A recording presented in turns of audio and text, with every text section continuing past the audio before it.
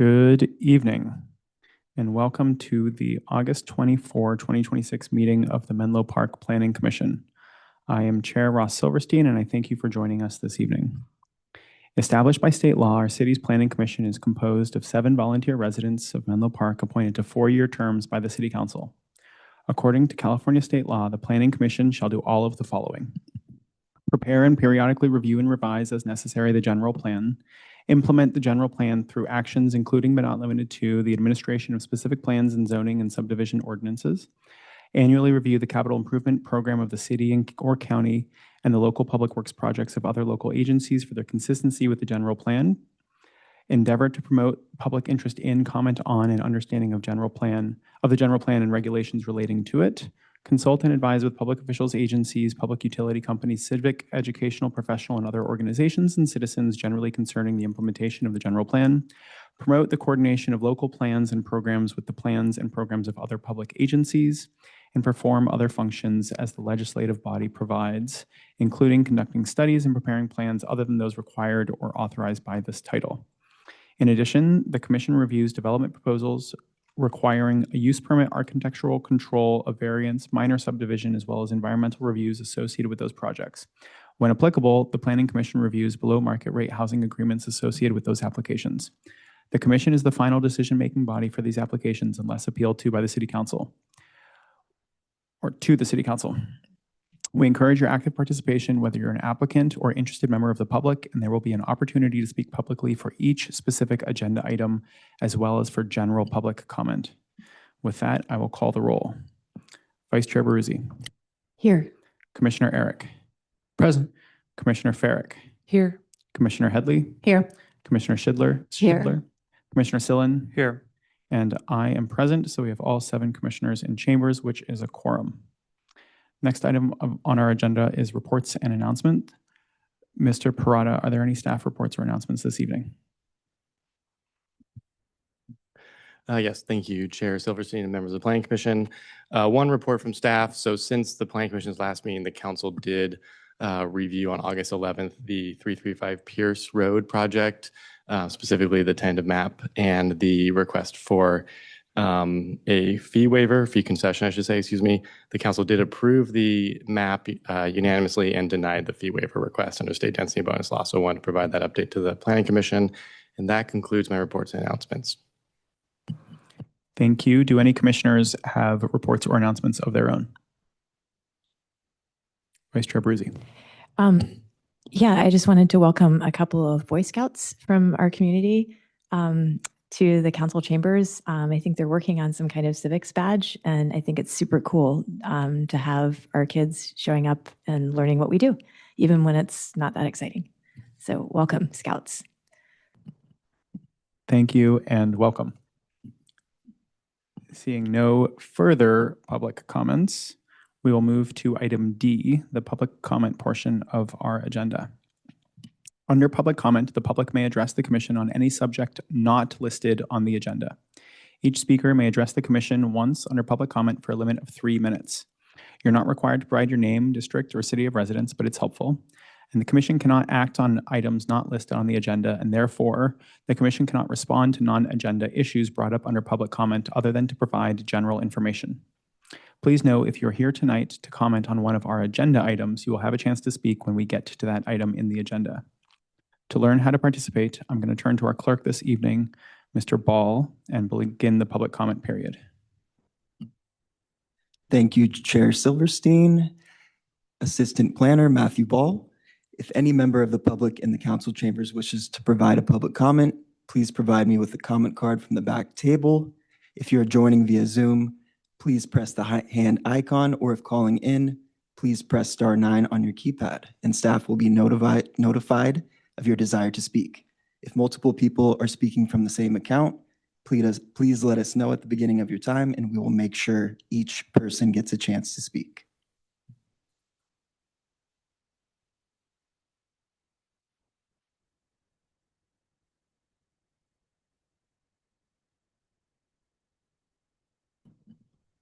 Seeing no public comments, I will close the public comment period.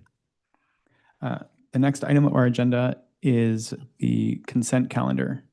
Tonight, there's one item on our consent calendar, the approval of meeting minutes from the August 10th Planning Commission meeting.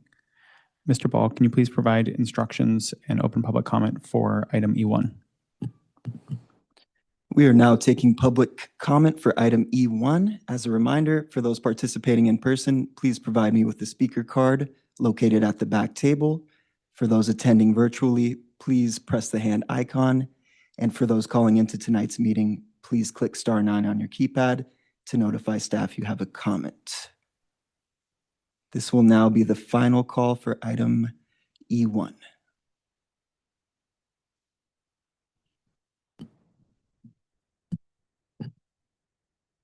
I'm going to close public comment for E1. Do any commissioners wish to pull item E1 from the consent calendar? Seeing none, I'm going to take a vote for the approval of the August 10th minutes. All those in favor? It passes unanimously. Now we will move to item F1, the public hearing item regarding 880 Cambridge Avenue. At this public hearing, the commission may consider and adopt a resolution approving a use permit to demolish an existing attached one-story duplex residence to construct a new two-story single-family residence on a substandard lot with regard to minimum lot depth and lot area in the R1U zoning district at 880 Cambridge Avenue. The proposal includes an attached accessory dwelling unit, which is a permitted use and not subject to discretionary review. The project includes one development-related heritage tree removal, which was reviewed and conditionally approved by the city arborist. The Planning Commission may also determine this action is categorically exempt under CEQA guidelines, Section 15303's Class 3 exemption for new construction or conversion of small structures. Mr. Chan, I believe you're the staff lead on this project. Are there any updates to the staff report at this time? Thank you, Chair Silverstein, members of the Commission, Calvin Chan, Senior Planner. There are no updates to the staff report for 880 Cambridge. Staff would like to note that Project Representative Aidan Marvick with Arcanum Architecture is here in case there are any questions. Thank you. Do any commissioners have any clarifying questions for either staff or the applicant? Commissioner Headley. Yeah, I need to recuse myself from this item. Thank you for letting us know. Commissioner Sillen. I will also be recusing due to the proximity of my residence. Thank you. Thank you. We will see you after item F1 closes. Sure. To inform the members of the public on why a commissioner might recuse themselves, the general reason is for any potential either real or perceived conflicts of interest. In the case here, the two commissioners live within close proximity of the project, and there's a possibility that the development of any given project near where someone lives could either affect their vote or affect their willingness to vote a certain direction for that item. In this case, they plan to recuse themselves to eliminate any potential appearance of conflicts. Do any commissioners have any further clarifying questions? Seeing none, can we please open public comment period for item F1? We are now taking public comment for item F1. As a reminder, for those participating in person, please provide me with the speaker card located at the back table. And for those attending virtually, please press the hand icon. For those calling into tonight's meeting, please click *9 on your keypad to notify staff you have a comment. This will be the final call for this item. I don't have any comment cards or hands raised, so Chair, you may continue. Thank you. We will close public comment and move it to commission discussion. Do any commissioners have anything they'd like to comment on regarding this project? Vice Chair Bruzzi. So it's a lovely project, and I can, it seems like the kind of thing we would normally approve. I just want to make a note that from reviewing the plans, this used to be a duplex, and there's a state law that basically requires that when we take out 2 units of housing, we don't replace it with 1. And so as I understand it, the applicant is using state ADU law to accomplish that. They're building a single family residence with an attached ADU. I will note from the drawings that it sort of looks like it's pretty much designed as a single-family residence and that the ADU is a bit of a technicality, right? We're looking at a single-family house with 2 upstairs bedrooms, which share a bathroom, and no downstairs bedroom except for the attached ADU, which has a really nice walk-in closet.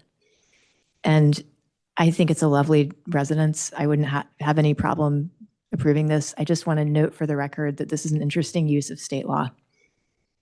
And that doesn't give us grounds to say anything about it. But I do think that as we're thinking about increasing housing stock in our community, especially affordable housing, yeah, it'd be nice to note where it's happening and maybe where it's not quite happening. And I guess I did have one question for staff. Is there any instance in which this project might be later converted into, we have rules about attached ADUs involving solid walls.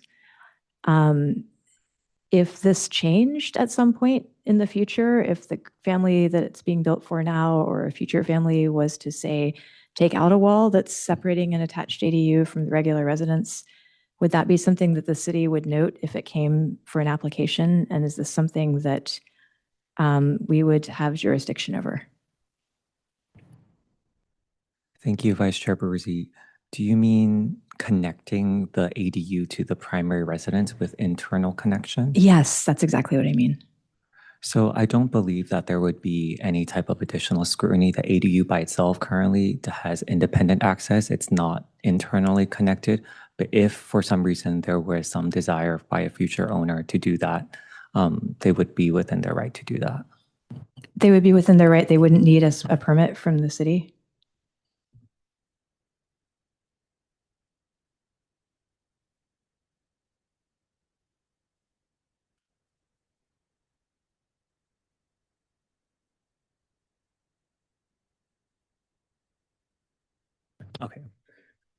Okay, so I think I might have misunderstood your question. If the question is to remove the ADU and then combine it with the larger primary residence, no, that would not be allowed because that would be a violation of that no net loss provision. But if the future desire is to add an internal connection to the ADU to the primary house while retaining the 2 units, that would be allowed.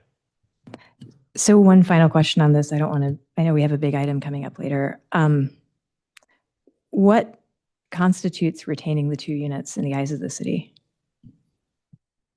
There are the specific basic requirements for ADUs that would have to be met. Okay, I'm done questioning. Any further commission comments? Seeing none, I'm happy to make a motion to approve item F1. Do I have a second? Commissioner Schindler. I'm happy to second, and I acknowledge and appreciate the clarity of the questions from Commissioner Baruzzi. It's always good to service this in light of housing issues. So.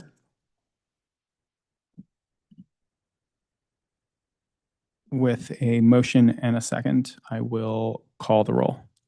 Vice Chair Baruzzi. Yes. Commissioner Eric. Yes. Commissioner Farrick. Yes. Commissioner Schindler. Yes. And I vote yes. So we have 5 yeses with 2 recusals.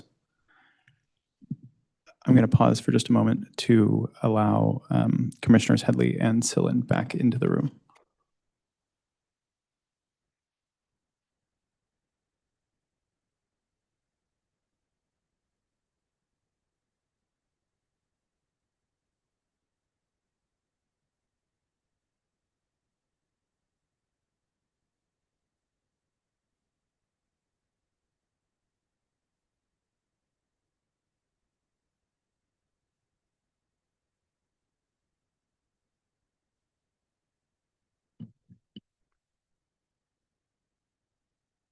While they take their seats, we can move to item F2, a public hearing regarding 550 Ravenswood Avenue. At this public hearing, the Commission may consider and adopt a resolution approving a use permit to operate a private fitness studio in a 6,134 square foot tenant space within an existing building in the downtown station area retail/mixed use land use designation of the El Camino Real Downtown Specific Plan Zoning District. Private fitness studios are considered personal improvement services and require a use permit to operate in a space greater than 5,000 square feet within the aforementioned land use designation and zoning district. The proposal would not affect the gross floor area, and there would be no exterior modifications to the building. The Commission may also determine this action is categorically exempt under CEQA Guidelines Section 15301's Class 1 exemption for existing facilities. Mr. Toy, I believe you're the staff lead on this project. Are there any updates from staff at this time? Thanks, Commissioner Silverstein. There are no staff updates at this time. The applicants, Dwayne and Sharice Carlisle, are here in person, as well as Alyssa Tibbetts is virtual, and they are available to answer any questions. Thank you. Do any commissioners have any clarifying questions for either the applicant or staff at this time? Seeing none, can we please open public comment for item F2? We are now taking public comment for item F2. As a reminder for those participating in person, please provide me with the speaker card located at the back table. For those attending virtually, please press the hand icon. For those calling into tonight's meeting, please click *9 on your keypad to notify staff you have a comment. And this will now be the final call for item F2. I don't have any comment cards, nor do I see any hands raised. So, Chair, you may continue. Thank you. I'll close public comment and we can bring it to commission discussion. Do any commissioners have anything they'd like to comment on regarding this item? Commissioner Schindler. Thank you, Chair. Through the Chair, I do have a question that's more curiosity-based for the applicant, which was just with regard to the length of the lease on this particular property. I ask only because back in May of 2025, we saw the former occupant of this building come to us when they were moving to a new location. And they said that despite a long lease, it was ending this year in 2026 with no option to renew. And since this commission tends to be interested in development cycles, how long things are occupied, who they are occupied with, it helps us just to understand the market dynamics, to have that perspective. So is that a question that we have the appropriate folks here to speak to, or is that a question you can answer, Mr. Ball? Oh. I think that would probably be a better question for the applicant team. Okay. I'm not sure if Matthew, if Alyssa wants to speak to that, or Dwayne and Sharice, if you want to come up to the mic. I can answer that. Can you hear me? Yes, thank you. Yeah, so this is about 3-year lease, because I don't know if it's been submitted yet, but this site is going to have an application submitted for redevelopment. I believe I heard you, but we're having just a little bit of trouble hearing you here in the room. Could you just repeat that? Yes, I was just saying that it's a 3-year lease, a short-term lease. Can you hear me? Yes, thank you. Yes. I don't think it's been submitted yet, but eventually a application for redevelopment will go in for this site. Hence the no option to renew for the previous tenant. Thank you. That's very helpful.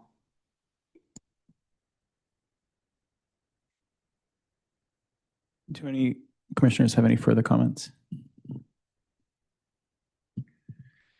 Seeing none, would anyone like to make a motion? Commissioner Sillen. Yeah, thanks. I just had a quick comment, and then I'm happy to make a motion. I think given that it's it sounds like the building is planned to be redeveloped. This is sort of moot, but just looking at the vision goals for the development district, in the staff report, it said there are 2 goals: activate the train station area, and expand neighborhood services to ensure a vibrant downtown. I do think that having, especially on this side of the train station, it's great to have any services for the community. We have the coffee shop there, and having something to fill the empty space is great. I don't know what the true definition is of activating the train station area, but I think to me, like even when Access was there, having a private studio is not ideal, and I'm happy to support this application. I'm not here to like stomp on anyone's property rights. I just wanted to make a general comment that it would be great to have something there that's more publicly accessible. And I noticed the staff report mentions the business has plans to consider, events for the public, for the community. I just think it would be great to have as much of that as possible. So all that being said, I would like to make a motion to approve the use permit for 550 Ravenswood as stated in the staff report. We have a motion. Would anyone like to second? Commissioner Second. Herrick? With a motion on the floor, I will take the roll. Vice Chair Baruzzi, Yes. Commissioner Eric, Yes. Commissioner Farrick, Yes. Commissioner Headley, Yes. Commissioner Schindler, Yes. Commissioner Sillen, Yes.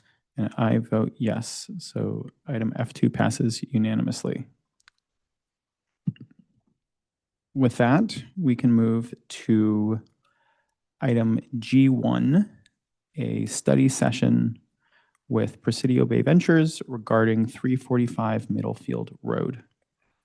This is a request for a study session on a master plan development to comprehensively redevelop the former USGS campus located at 345 Middlefield Road with a residential, office, and neighborhood serving commercial mixed-use project.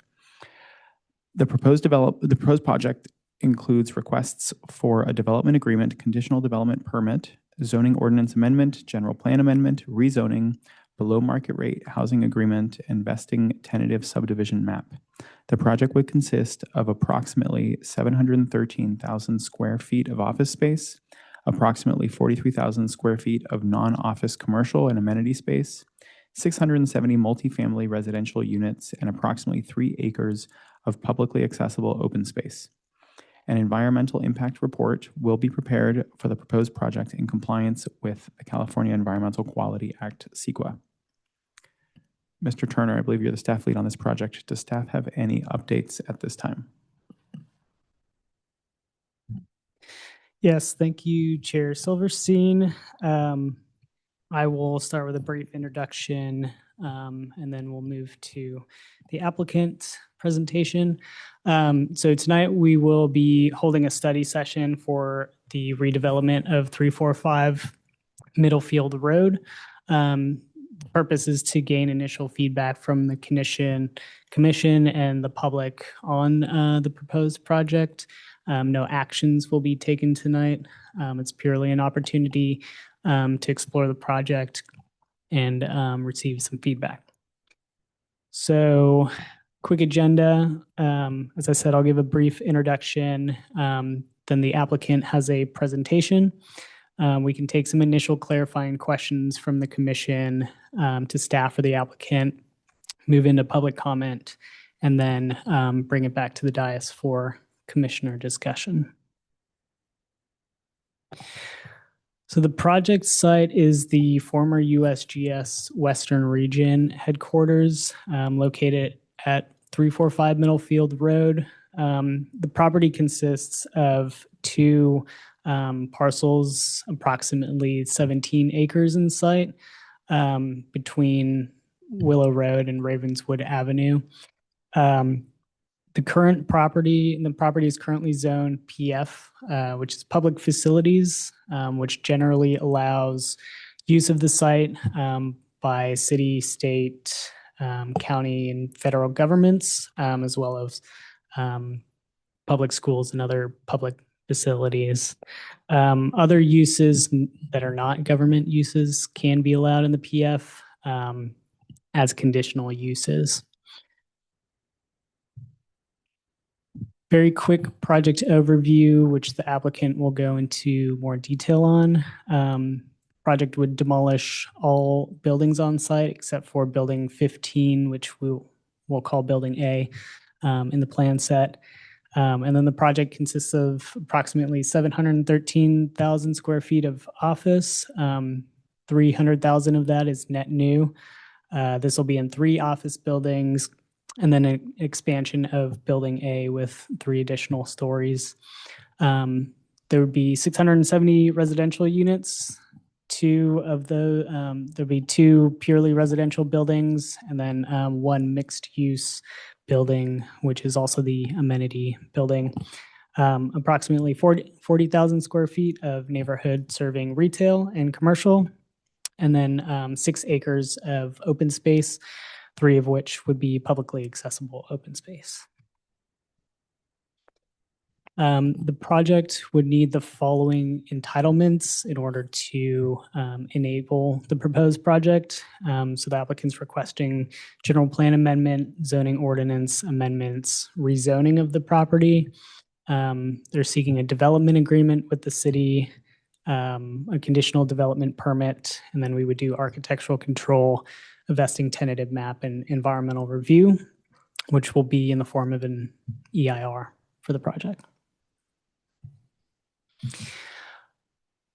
After the applicant's presentation and public comment, we have the following suggested topics. This is not an exhaustive list of items the Planning Commission can talk about.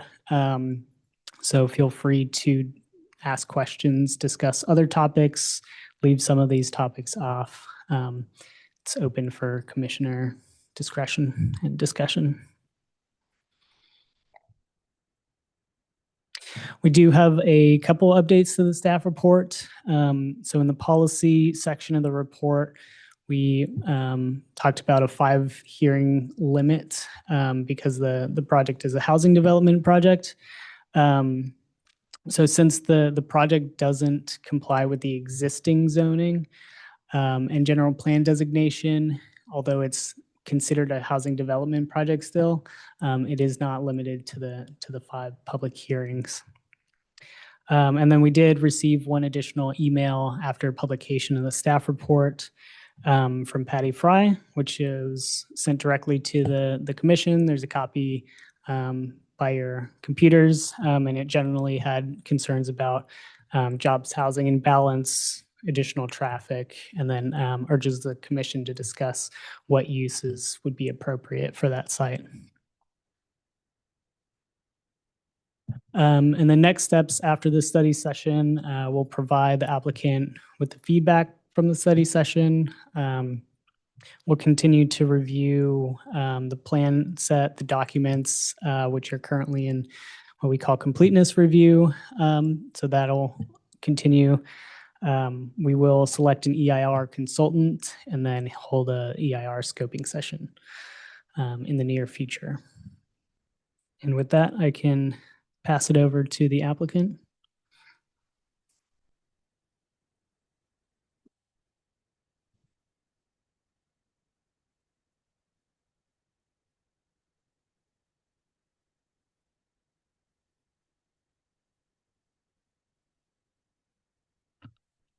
All right. Good evening, everyone. Can you all hear me? Excellent. First of all, thank you, commissioners, for having us tonight, and thank you to staff for coordinating this event. We're really pleased to be here to discuss our project. My name is John Maney. I'm with Presidio Bay Ventures. I'm joined tonight by Tucker Marshall. We're collectively the leads of the development project on behalf of the owner of 345 Middlefield. It's USGS Menlo Park LLC. Again, we're really pleased to be here with you all. We're going to go through a brief presentation on the screen. We'll touch on sort of the rationale behind the mixed-use development that we're proposing for the former USGS campus. We'll talk through some of the architectural character, open space character, and then we're happy to address any questions that have been submitted or that come up as we move through tonight's meeting. So Chris, next slide. Wonderful. So I touched on this, Presidio Bay, we're a San Francisco-based developer, but really the Bay Area is our home. Mixed-use developments and generally placemaking is something that we're very passionate about. Here in Menlo Park, we've had a presence with the development of Springline, which we developed in the early 2020s and continue to operate. It sort of helped us refine our belief that mixed-use projects can really cultivate a really great community by having each of those uses, whether it's commercial, residential, retail, and open space, come together, support each other to create an even greater end product. So ultimately, that's what we're hoping to develop at the former USGS campus. Mr. Turner already touched on some of the site context, so I won't belabor the point. Former federal campus, USGS, of course, had begun vacating the campus many years ago. And with that, dating back to as early as 2019, we began to study this site and the potential that it held for being potentially a really great site for a mixed-use development. Of note, immediately adjacent to our site is the former SRI campus, which is currently going through entitlements as Parkline. And then to the south and the east, we have residential neighborhoods, including Winfield Oaks and Homewood Place, which all of that context has very much informed what we'll be presenting here tonight. And the last thing I'll touch on before I turn things over to the much more technical Tucker here is just the level of community engagement that we've attempted to pursue with respect to this project. Again, Menlo Park has been our home for many years now, and we've been looking at this site as one that potentially could create significant housing and a really great mixed-use community. Specifically, since closing on the property back in July of 2025, we've conducted several rounds of community outreach and engagement, including workshops where we've welcomed neighbors and the surrounding community in, site walks with residents from the community. We've taken all of that and used that to really inform, again, what we're presenting here tonight. With that, I'll turn things over to Tucker here. Thank you, John. Stepping back out for a little bit, when we thought about this project originally at part of the initial acquisition and going through this last few years, why mixed use? Obviously, John touched on the successes of Springline. At Presidio Bay, we're big believers in mixed use in terms of just the experience it creates, as well as the community it creates. So when this one became available, obviously it's not very often that 17 plus acres become an opportunity for us to get plugged in. And so, especially when you look at the local site between Parkline, commercial aspects, as well as the residential, it really becomes a perfect opportunity for a mixed use community. And so leaning into that and having a roadmap in front of us as Parkline was initially going through its final approvals, really did become kind of a shining star for mixed use development for us. And you may ask why 670 homes? It's a lot. We are big believers in providing residential at Presidio Bay. When you look at the scale of density, the current proposal is about 38 dwelling units per acre, which is a little bit more in Springline, but not much. And so it's kind of a test case for us in that mid-rise residential development, especially in a mixed-use kind of setting, does work well. Especially when you start to consider all the step backs and step downs that we would naturally have as part of this. We're with 670 homes, you can really develop a large variety of unit types, which we're proud to have in this current proposal, as well as a large amount of BMR units. And on the flip side of that, obviously, is we always get the question of why commercial office when we need so much housing. And it's as true as it's always been that commercial office does make everything else pencil, especially in a mixed-use development. So when you're providing 670 homes with a bunch of open space, community benefits packages, all the infrastructure it takes to redevelop. Office does make it pencil for us, and we've seen, especially at Springline, that new office does do well. And so the current proposal with its amount of office, we think does a good job in balancing out and providing a jobs housing balance we can be proud of. And all of the building heights and zoning standards have pretty much been developed based off of what was approved at Parkline.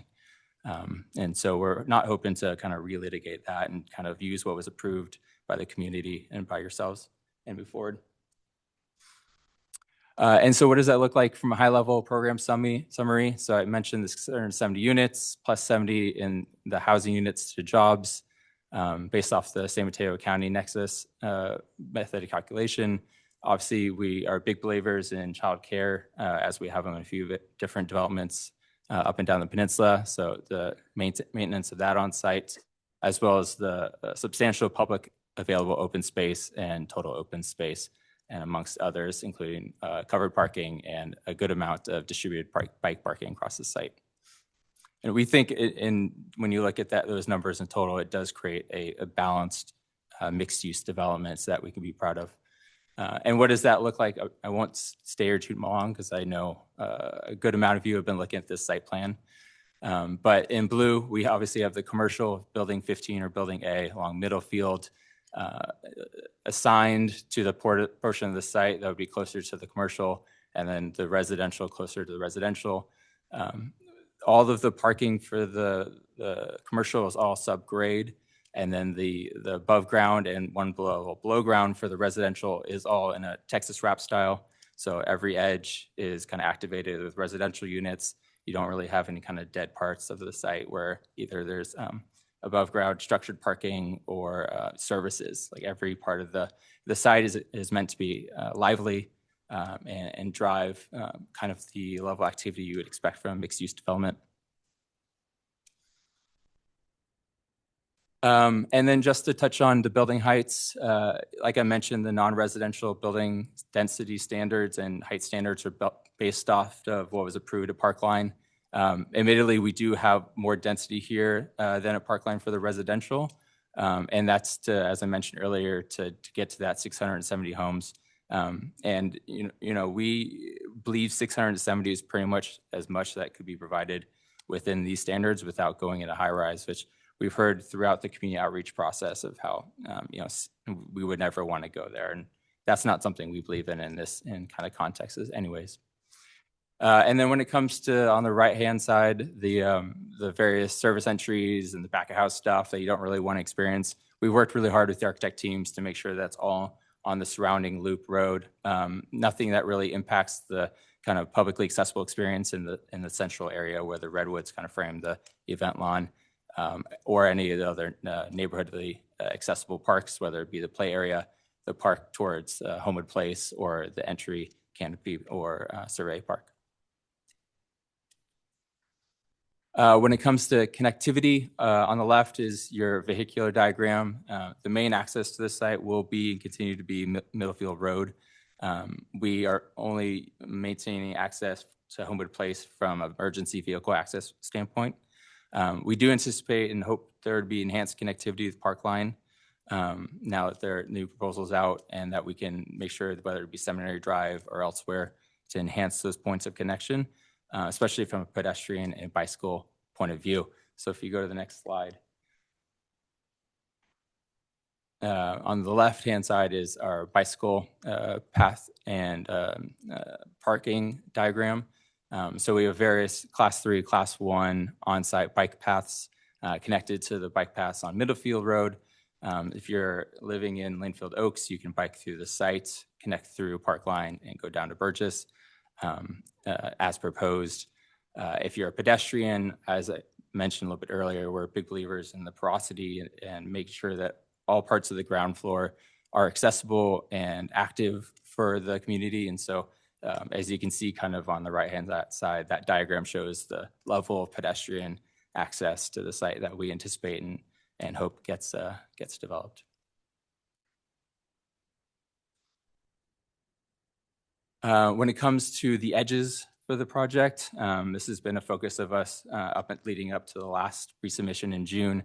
is working on Middlefield Road, whether it be from a civil engineering perspective and the signalization, making sure all the right-of-way improvements, whether it be the undergrounding of lines, are all integrated, as well as just a beautification standpoint, having the canopy trail and relushing those redwood trees along Middlefield Road.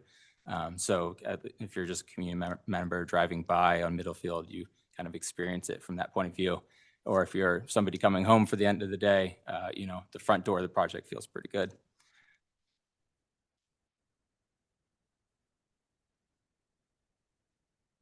And then when it comes to our edges on Homewood and the more residential sides to the south and to the east, we have the new neighborhood park that we're proposing with the included dog run.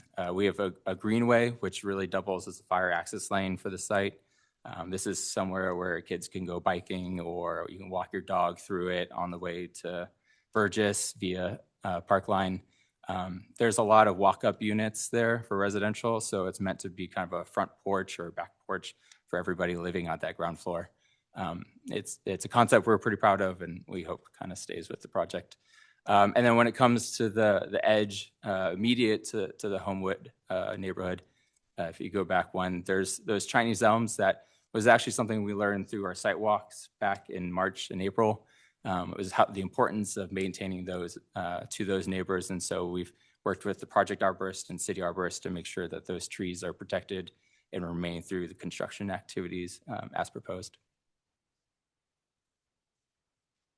The open space strategy, as mentioned a couple different times, 6 acres of total open space, half of that, a little more, half of that is publicly accessible as distributed across the various park spaces, whether it be Survey Park, the Central Event Lawn, Neighborhood Park, the publicly accessible play area between the 2 residential buildings, the paseos between the office buildings or the greenway itself.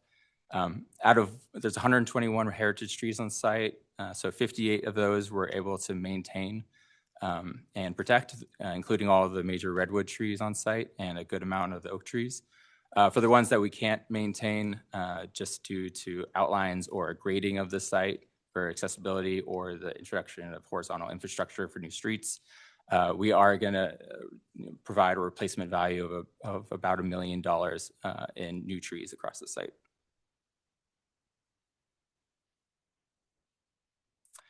And just in terms of amenities and public events, I've touched on a good amount of the publicly accessible amenity spaces.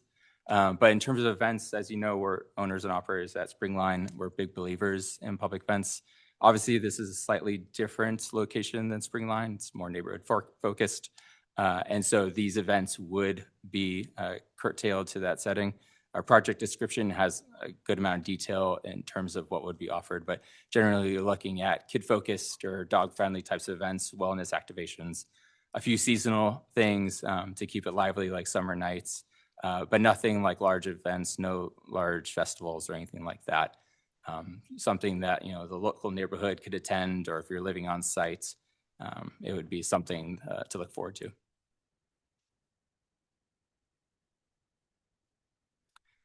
And I won't spend too much time on the massings and modulations. I will just say that we worked a lot with our 2 architect teams through the various design standards, which were originally modeled off of Parkline's approved design standards. The non-residential design standards were pretty much a 1-for-1 in place. But in terms of residential, obviously we have a little bit more density here, so the design standards are slightly amended just to address that increased density. But as you look at any of the renderings or elevations, you see we still are providing a really substantial amount of articulation, modulation, and massing breaks that we feel are pretty appropriate for the setting. And then just in terms of the overall feel of the materiality that we've been trying to instill from the beginning, we've always talked about this concept of the forest at Menlo. Whether it be our initial outreach presentations or the sidewalk, the feeling of the redwood trees and the openness of that landscaping on the site has always been something that struck us. It's kind of, we have this idea of also being along the San Francisco Creek that we've been trying to instill through the landscape design. And so really trying to layer in this idea of texture and lushing out the understory of the redwood trees is something that's not just permeated into the landscape design, but also into the materiality design and will into the detailing of each of these buildings when we get to that point. And then this is just kind of what it looks like at this point. Building A, as you see in the top left, that's kind of your front door to the site, Survey Park. On the left-hand side, the Building A with the additional mass timber floors. So as you're driving by the site, this would be pretty much your view through the redwood trees. On the top right, you have Building E, which is you're looking at the retail at the bottom, whether it be like a cafe or a grab and go or restaurant type of institution, and then amenity above that. Buildings C and D are larger residential buildings. Those are the Texas wraps. So you can see that you don't really experience those parking garages within, and then the publicly accessible play area sandwiched between the two of them, meant to be offering to not just people on the site, but then our local neighbors as well. And then on the bottom right is Neighborhood Park, which is meant to be a family-focused, safe play area with an associated but separated dog run. So people can have their dogs there playing while they have their kids out on the lawn area. And with that, I'd like to thank you for your time.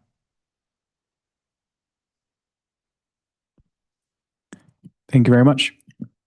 Before we open public comment, do any commissioners have clarifying questions for either staff or the applicant? Commissioner Sillen. Thank you. I'm wondering if staff has any information on what the current occupancy level is of the USGS buildings. Like, are they basically vacant, and what the trends were per the staff report? It sounds like USGS started moving out in 2019. Is there any data around that time, or maybe 2018, of how many people were coming in and out versus today?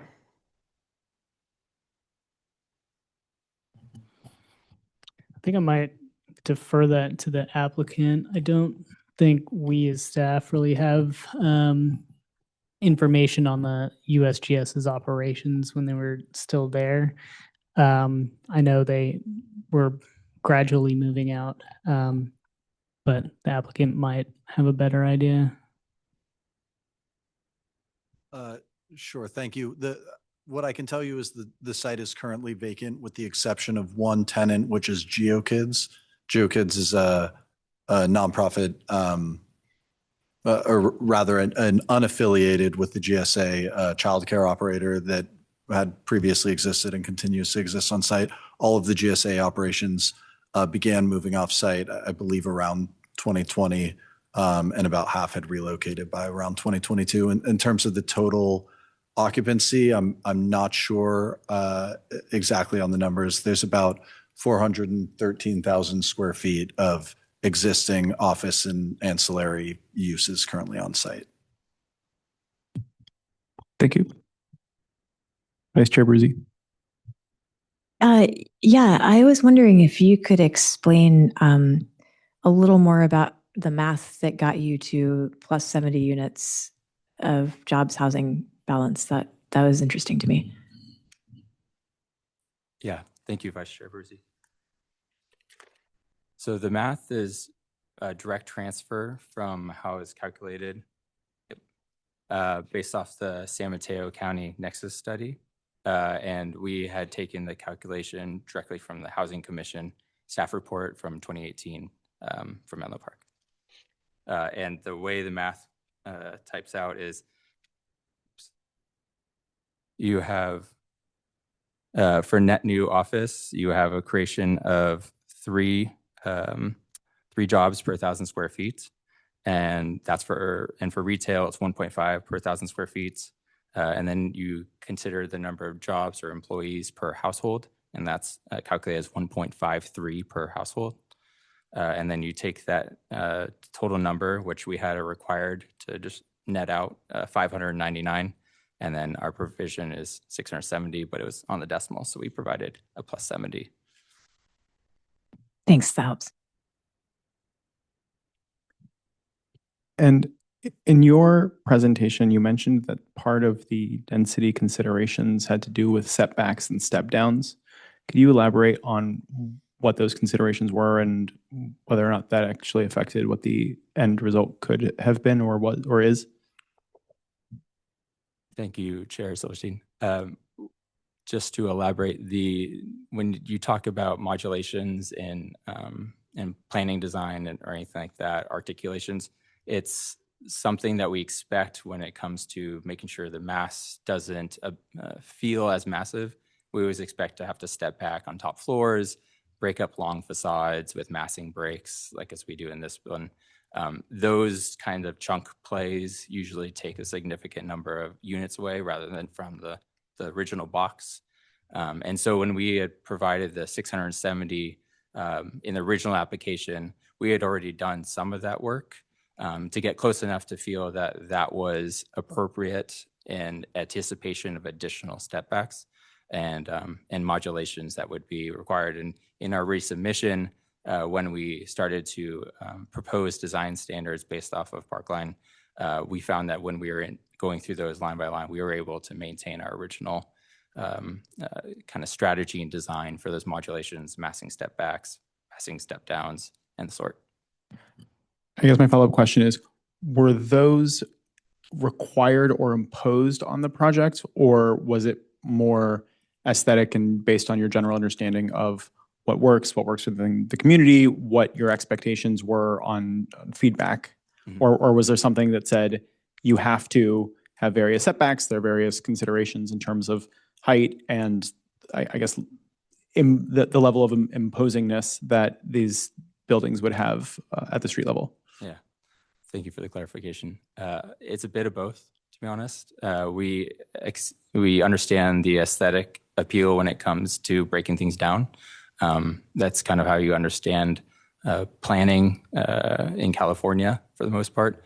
But in terms of the expectation is, as a developer, we're very used to having to do those.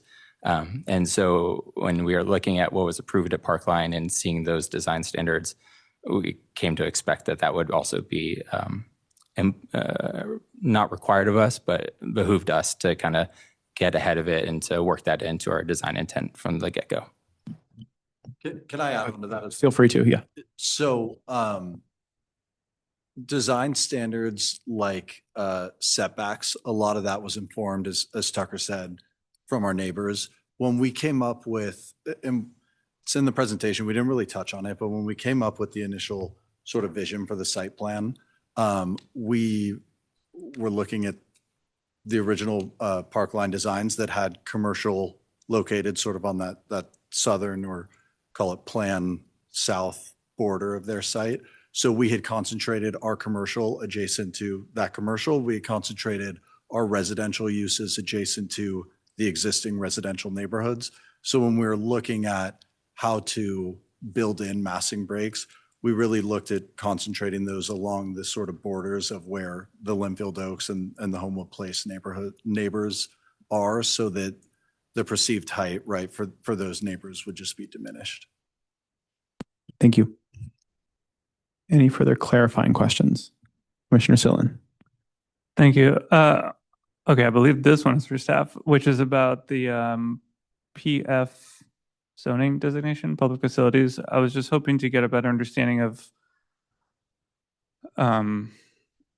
the current zoning.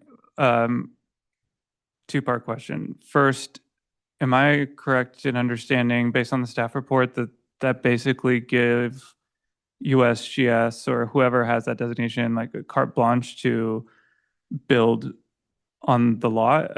I know the staff report said that they would typically get public input, but could they technically have built essentially anything, or could you clarify that? And then part two is, what is that designation typically used for in the city? What is it intended for? Good questions. So the Public Facilities District, when it doesn't so much give free rein to build anything. It's more the uses that are allowed there. So for example, a more recent example is the MPCC, Menlo Park Community Campus. That zoned public facilities, but the actual construction of the building needed to go through a standard architectural control process. So to the extent that the federal government is a little bit different, a lot of their regulations sort of preempt city regulations. So back when the campus was developed, there was a little bit more, I guess you could say, free range on their part. But for example, if it's a city property, we would go through an architectural control process. As for the second question, I think I might have touched on it. It's public facilities is basically supposed to be for public use. So city hall campus, this is all public facilities. Most of the public schools in the city are public facilities, et cetera. So yeah, does that answer your question? Yeah, and just a quick follow-up. So you said it's about the use, not having to get like use permits for whatever you're doing on the parcel. So regarding like the square footage, the heights, setbacks, et cetera, do we have development standards for that kind of stuff? There's very limited. There's a maximum building coverage requirement that can be modified through a use permit if the property is a certain size. But other than that, things like setback, height, et cetera, are kind of controlled through the architectural control process. Okay. Sorry, floor area ratio, not building coverage. Thank you. That answers my question. I don't have any other questions. I have one more clarifying question for the applicant. In the presentation, you guys mentioned that the office space makes the project pencil. The implication being that a housing-only project would provide either less ROI or is less valuable overall. Is the same true for the neighborhood serving commercial portion of the development? And could you elaborate a little more on either your expectations at this project or in your experience in Springline on how the ground floor commercial helps or hurts a project pencil? Great question. Thank you. So a couple things. I mentioned sort of at the top of our presentation, a lot of the design standards that we applied here were sort of informed from lessons learned from Springline, right? So at Springline, we developed 200,000 square feet of commercial office space, 30,000 square feet of ground floor retail, and then 183 residential units. We found that ratio of about 1,000 square feet of office space to one residential unit is a very strong ratio. We know that employing that ratio, we can get a project to pencil. So that's what I mean when we say the commercial subsidizes the residential. Right now, in standalone residential projects, getting to a return on cost that would make us feel comfortable to move a project forward today, on a standalone residential, it's very difficult to do. With the subsidization of the commercial return on cost, that blended return is substantial enough to allow us to move forward. To your second question about the retail. So retail was really critical, has been really critical to our strategy. That does not, however, mean that retail pencils on its own. In fact, quite the contrary. When we look at retail space, we look at it really as sort of a loss leader. But what it allows us to do is it provides amenities that ultimately cause our office, our commercial spaces, and our residential units to lease and to be much more attractive to the market. So the approach that we've taken historically with retail space is we've actually financed or subsidized pretty much the entire build out of those retail spaces. And then most of our lease structures are structured as a revenue share. Basically, that protects or subsidizes a retail operator's sort of entry, investment. And then on the revenue share point, protects their downside in months where operations are down, right? And then we expect that we're getting some of that back, but ultimately, again, we view retail really as a community benefit and as a loss leader that helps make a project overall feasible. But as a standalone, we don't look at it as being feasible necessarily. Does that answer your question? That absolutely answers my question. Thank you for the context. I do have a quick follow-up. The ratio of retail for Springline versus this project will be higher. Do you believe that the existing proposal will do enough to serve the office and residents? And is that going to be sufficient, or will those residents and or office workers also feel like there's not enough for them if they're going to lunch or dinner or anything there, strictly from this project alone? Yeah, great question. And again, Tucker touched on this, that we look at the former USGS campus and the Middlefield corridor as sort of a different market than downtown, right? And therefore, the residents have different the existing community has different desires, right? Relative to what exists downtown.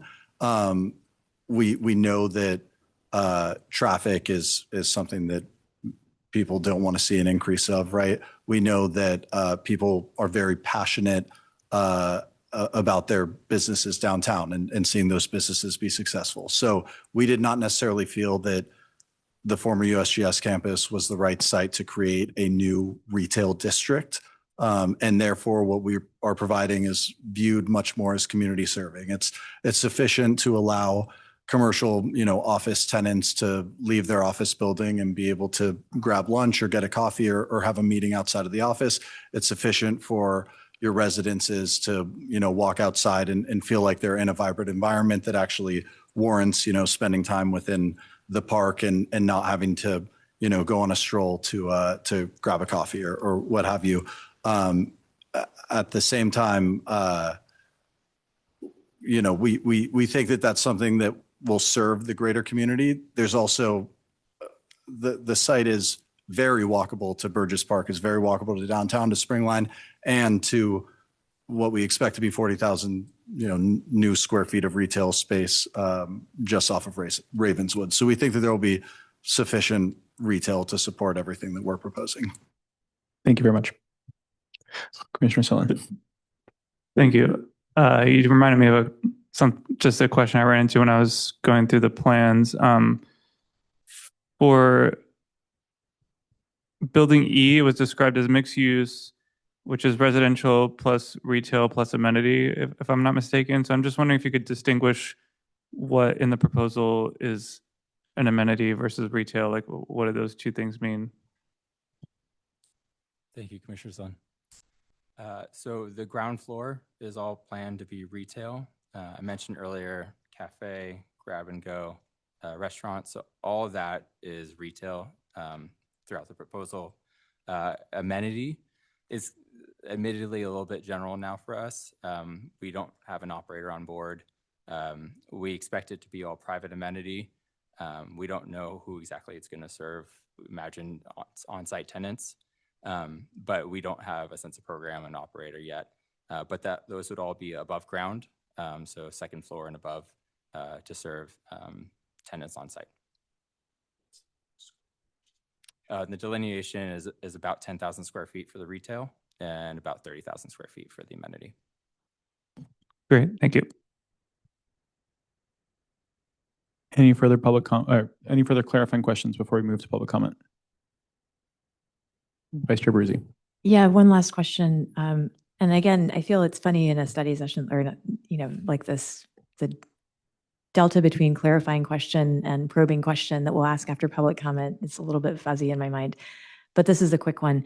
This retail that we were just discussing, are you envisioning that it would be accessible to residents not during just regular business hours, or is it going to be like a cafe that's functional during business hours to serve office employees, and if people happen to be home or nearby, they can also get coffee then? Like, would it be open on the weekends, for example? Good question. And the tough part of the answer is that it somewhat depends on who the operator is, right? But our intent would fully be for it to serve the community during work hours, after work hours in the evenings, and on weekends. We would strive to find an operator that would be able to make that happen. I think it's something we learned even during many of our site walks where we had residents walk over and they pointed out, you know, restaurants that used to exist in walking distance that they love that they can no longer go to, and having that sort of, you know, community gathering spot restaurant, you know, for weeknights would be something that they wanted to see. So yes, that's the intent. So like a mini Cafe Baroni kind of situation. Great. Seeing no further clarifying questions, Mr. Ball, can we please open public comment for item G1? We are now taking public comment for item G1. As a reminder, for those participating in person, please provide me with the speaker card located at the back table. For those attending virtually, please press the hand icon. And for those calling into tonight's meeting, please click *9 on your keypad to notify staff you have a comment. This will now be the final call for item X. We have 5 comments for 5 in-person comments, starting with Kia Shepherd, followed by Peter Lazak, followed by Alexa Combs, followed by Miller Hartstein, and lastly, Mayen Zellman. And as a reminder, you'll have 3 minutes to speak. Give me one moment while I set up the timer.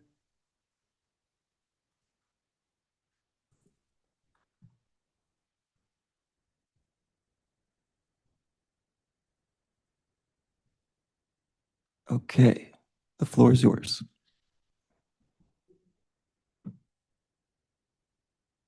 A Menlo Park resident, born and raised here for 40 years, all my life. I've also attended Menlo Atherton High School. I was here when USGS was here. So being here and listening to the applicants is kind of nostalgic for me. I am also a member of the IBEW, which is a International Brotherhood of Electrical Workers. So not only have I lived in Menlo Park, but I've also developed buildings, commercial, retail, things like that. I currently work for a contractor at Slack. And so I'm very familiar with how things are built and how things are going. I am in support of this study session for Presidio, myself as well as the union that I represent. What really piqued my interest this evening is listening to the presentation and the applicants speaking about how many jobs that it can provide. In construction, there are people who live in 2 to 3 hours away from where they work. And so working on a potential housing building or a mixed use building with the potential to live in the area where we work is very important. I'm very fortunate because I live here on the peninsula, but there are people who do not. So in general, the IBEW does support this study session, and we would also look forward to maybe working with Presidio Ventures for any development. So, thank you. Thank you for your comment.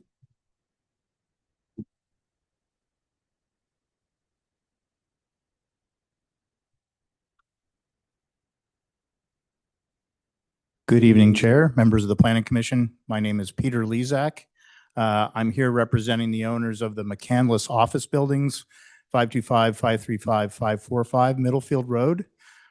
We're the property that's smack in the middle between Parkline and the USGS site. And our site does not have any access off Middlefield Road. So all of our tenants and employees come in off of the adjacent 2 roads. One Parkline refers to as D Street. The other is Seminary Drive.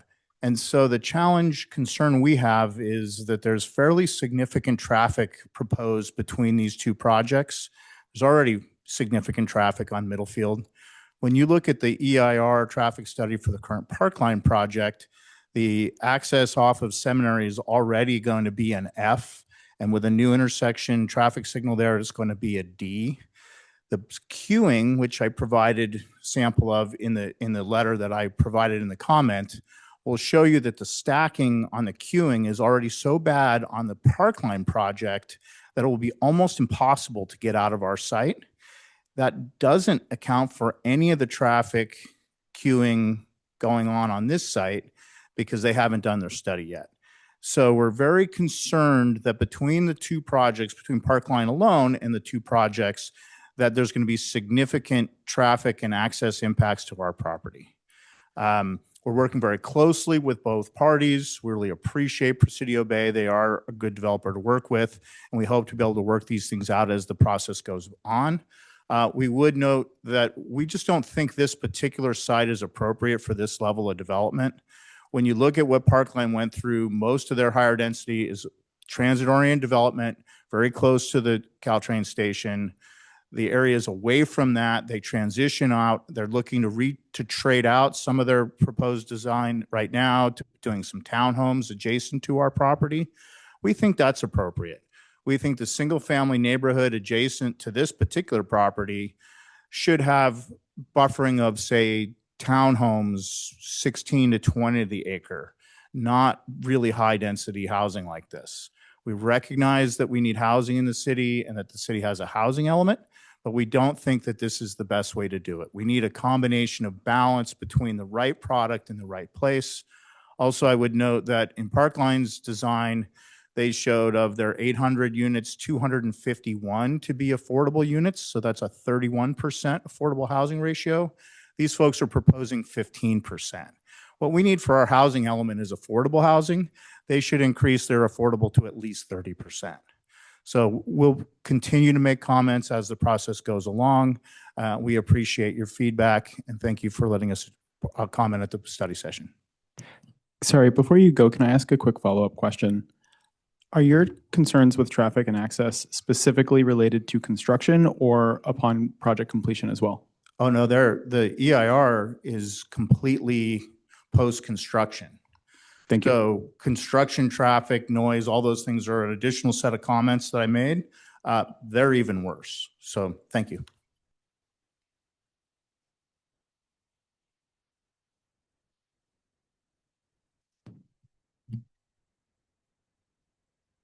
Next, we have Alexa Combs.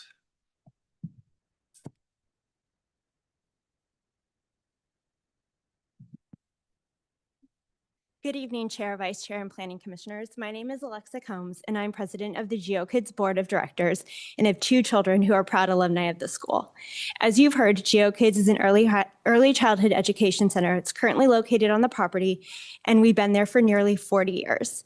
I'm speaking tonight to share both my own and on behalf of GeoKids, so strong support for preserving childhood education on this site. First, I do want to express our how incredibly appreciative we are of the support and collaborative partnership that we've received from Presidio Bay thus far, including their commitment to securing our lease extension at the site and also recognizing the value of childcare on the campus. I've been on the board since the campus was initially for sale years ago and when Presidio Bay was actually first interested back then. And even at that time, their engagement and support of GeoKids was clear, and I'm really grateful that ultimately they purchased the property and we've got the opportunity to partner with them and continue GeoKids' legacy in Menlo Park. As you probably know, ensuring that high-quality early childhood education and GeoKids remain on this property is critical, not only for our current families, but the broader Menlo Park community and the local workforce. Access to early childhood education is a central piece of our community infrastructure. So we urge the Planning Commission and the city to continue to prioritize protecting early childhood education facilities like GeoKids as part of the plan for 345 Middlefield Road. Thank you for your time and support.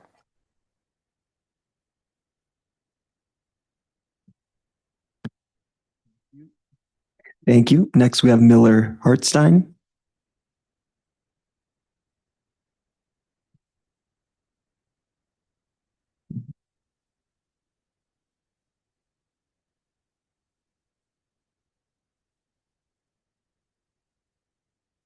Hello, everybody. My name is Miller Hartstein. I go to Hillview Middle School.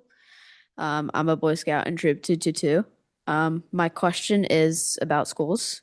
Does each developer have an obligation to consider the impact to schools when building the 670 homes? Thank you.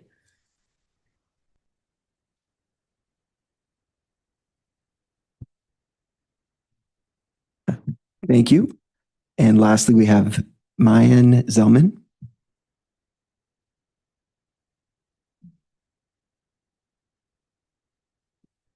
Hi, I'm here to speak on behalf of GeoKids Early Childhood Center. I'm the executive director. My name is Mayan Zelman. And to second everything that Alexa said, we're incredibly excited that Presidio Bay has purchased the property and that we have a lease signed with them to be able to stay. We currently serve almost 90 children from infants all the way up to ultra preschool, the equivalent of TK. And like we said before, it's incredibly important to preserve quality early childhood frameworks in our community. We serve a lot of the families in Willows and Linfield Oaks and in all of Menlo Park. So we're very happy that this project is happening. Thank you. Thank you. And that concludes our public comments. With that, we will close the public comment period and can move it back to commission discussion. Would any commissioner like to kick us off? Commissioner Schindler. Thank you, Chair. I have a series of questions that I think are probably going to be for the applicant to start with. I'm going to try and structure my questions kind of starting at the 30,000 foot level and then dropping down and getting more specific with my questions, but perhaps handing off to other commissioners sort of in between my tiers. So I think the Presidio Bay presentation and some of the responses to clarifying questions really hit on the leverage of the development, the initial rounds of plans by looking at what happened over at Parkline. And so I appreciate sort of the background context on how different uses were selected. You talked about getting the question, why office all the time, right? And so I think that's very much a question that I would have asked. So thank you for getting ahead of it. But I'll build on it a little bit. We've now not seen the second round of Parkline here, but the phase 2 proposal is public. And it has pivoted a little bit from what we've discussed here, right? They've changed the mix of uses and essentially dialed down the office and dialed up the residential from phase 1 to phase 2 with a heavier emphasis on home ownership, right? So residential that can be owned. So did you consider either in this phase or sort of ongoing, a for sale housing or residential component of things in the mix?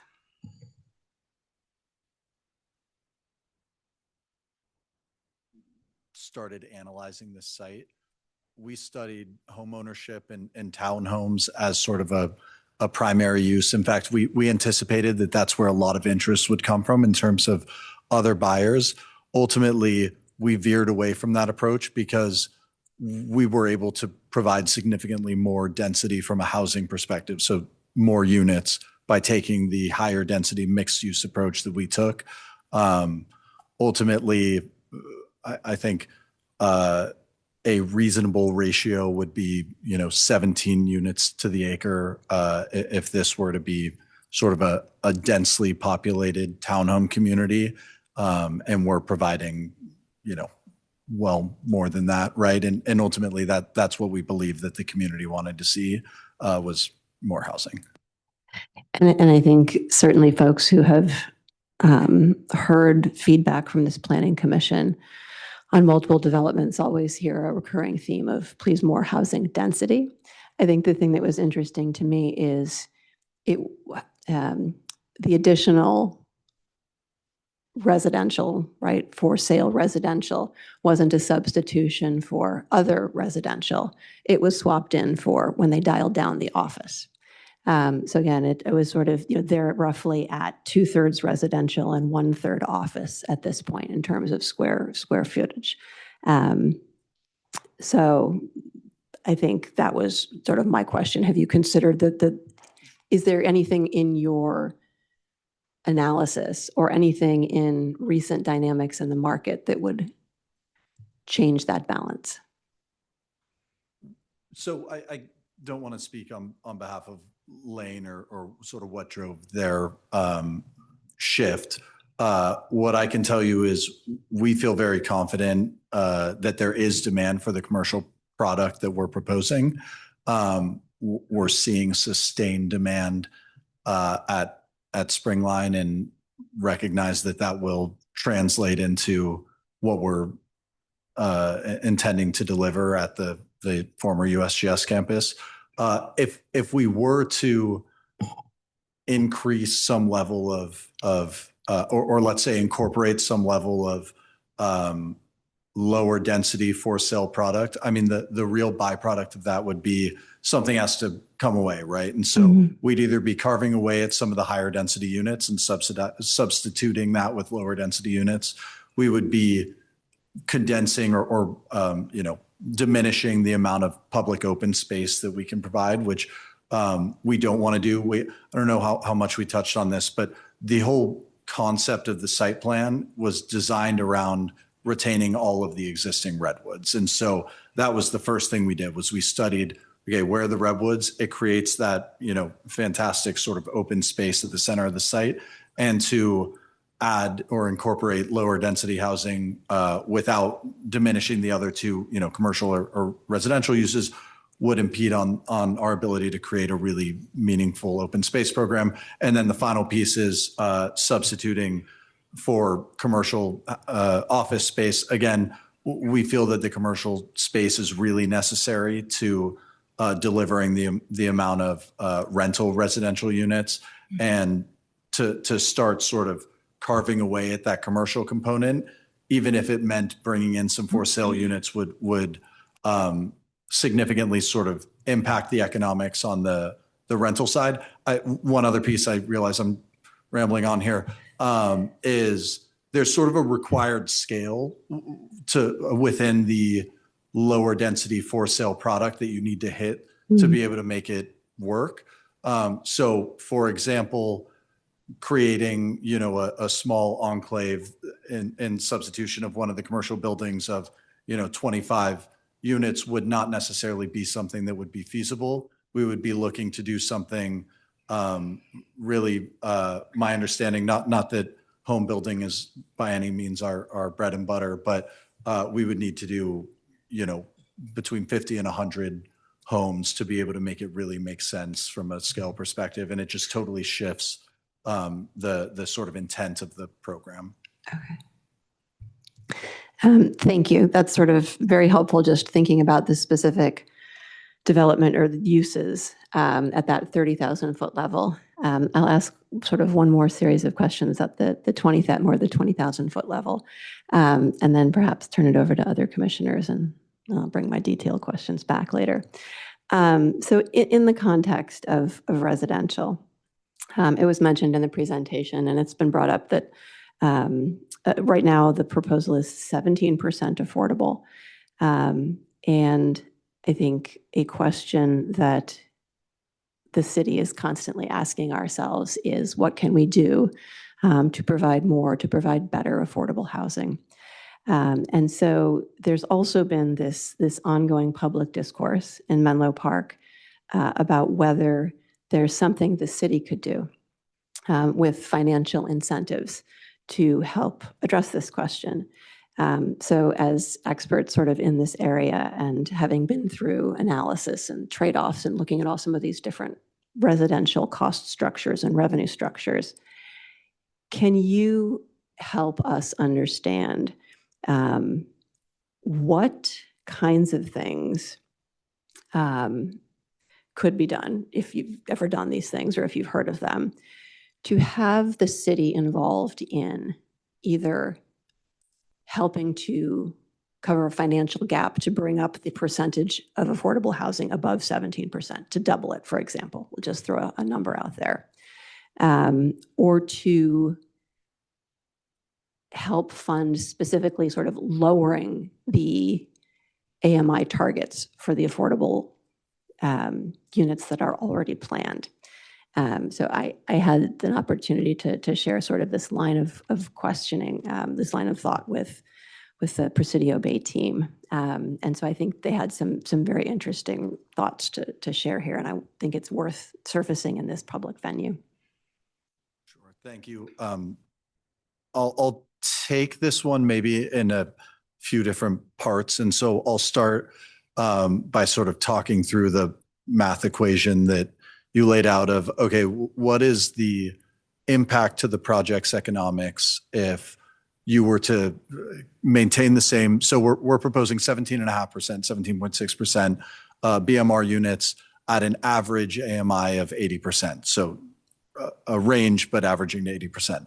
So if we were to double that, that inclusionary percentage from 17.5 to call it 35%, the impact from a cost perspective in order to hit the same returns, what is the gap that we need to fill is sort of the way that we think about that, right? What's the shortfall? Is about 60 million. And that's without that's purely just looking at the return on cost. So taking that doubled inclusionary percentage, the impact on net operating income, the return that we would otherwise be hitting, and what's sort of the gap in financing that you need to fill to be able to get to the same place. So it's about 60 million. There are other implications as well. Financing is one that sort of jumps out as you start really toggling that inclusionary percentage. Certain financing sources maybe come off the table. Now, there are other financing sources that are available for deeply affordable projects or deeply restricted projects. But again, it just sort of changes the equation of what we're producing. So maybe I'll circle back to that. So that's if we double the inclusionary percentage to retain the inclusionary percentage at 17.5%, 17.6, and bring down the target AMI level to maybe the very low income, call it 50% AMI, is an impact of closer to $25 million. And then obviously you can, play with those levers and sort of see a range of outcomes. So that's one. You asked the question of what are ways that the city can sort of help, incentivize more inclusionary housing. I mean, I think subsidy is obviously like the one that we think about the most, and that can even be in the form of sort of reallocated impact fees, right? Or if direct subsidy is not necessarily on the table, indirect subsidy, there are joint powers that I actually don't know if Menlo Park is a part of any joint powers authorities, but and then bond measures. But of course, those aren't really decisions for us to weigh in on. And then just to address the question of we're proposing 17.6%. Why aren't we proposing, a higher inclusionary percentage? And this again kind of goes back to the approach with which we took to this project, which was we came up with what was the sort of highest density rental housing program that we could support from a massing perspective, and kind of planned around that, right? And that's how we landed on the amount of commercial product that we're providing. It's how we're landing on the inclusionary percentage. And so as you start to play with any of those levers, it just has implications on sort of what the overall project can support. When you see projects go really above and beyond and produce something like 30+%, typically it's because a site is actually being sold off as 100% inclusionary, which is just, again, a very different model. We take a lot of pride of ownership of our product and being able to sort of oversee all of our operations. It helps us ensure sort of a cohesive experience to all of our residents and office tenants and folks who are coming to enjoy our open space. Thank you. That was really comprehensive and very informative for me, and I suspect for other members of the commission and certainly for members of the public. Just a final follow-up. I'm most familiar with the work that you guys have done at Springline, but outside of projects here in Menlo Park, have you utilized any of the kinds of strategies that you were talking about in terms of collaboration with, a municipal government to just help increase the density or increase the affordability? Yes, thank you. And yes, we've undertaken, processes like development agreements that we anticipate that we're going to have to go through here, and other sort of very planning oriented processes when it comes to things like density bonus or increased inclusionary housing. A project that comes to mind that we can speak to, we delivered 193 residential units in San Francisco in 2023. We first started entitling that project in 2016, and encountered many hurdles, but over that sort of process, we actually worked with the city to reestablish a new density bonus program called Home SF. What that did was it created density bonuses or incentives for hitting certain inclusionary thresholds. So in that case, we increased the density from 67 units, as was permissible by zoning, to 193 by increasing our inclusionary percentage from what I think at the time was 10% required, maybe it was 15, to 25%. Subsequently, after delivering that project in 23, in 2025, we recapitalized the project and entered into a subsequent or sort of a layered on top, a new regulatory agreement in partnership with California Municipal Finance Authority, CMFA, where we took the inclusionary percentage from 25% to 50% within the building, and also brought on a nonprofit partner to sort of help oversee and administer those affordable units. It was really sort of a response to where the market was at the time and what the neighborhood needed, which was more workforce housing. And so as we were approaching our recapitalization, we were able to sort of structure that. Yes.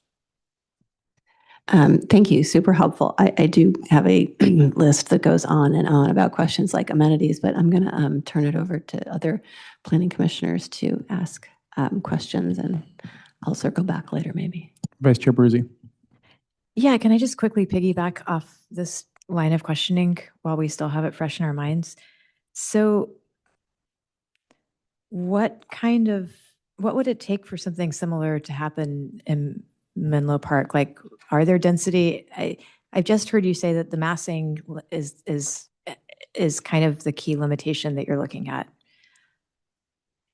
And is that something that the city could revisit? Is that a conversation that we could have?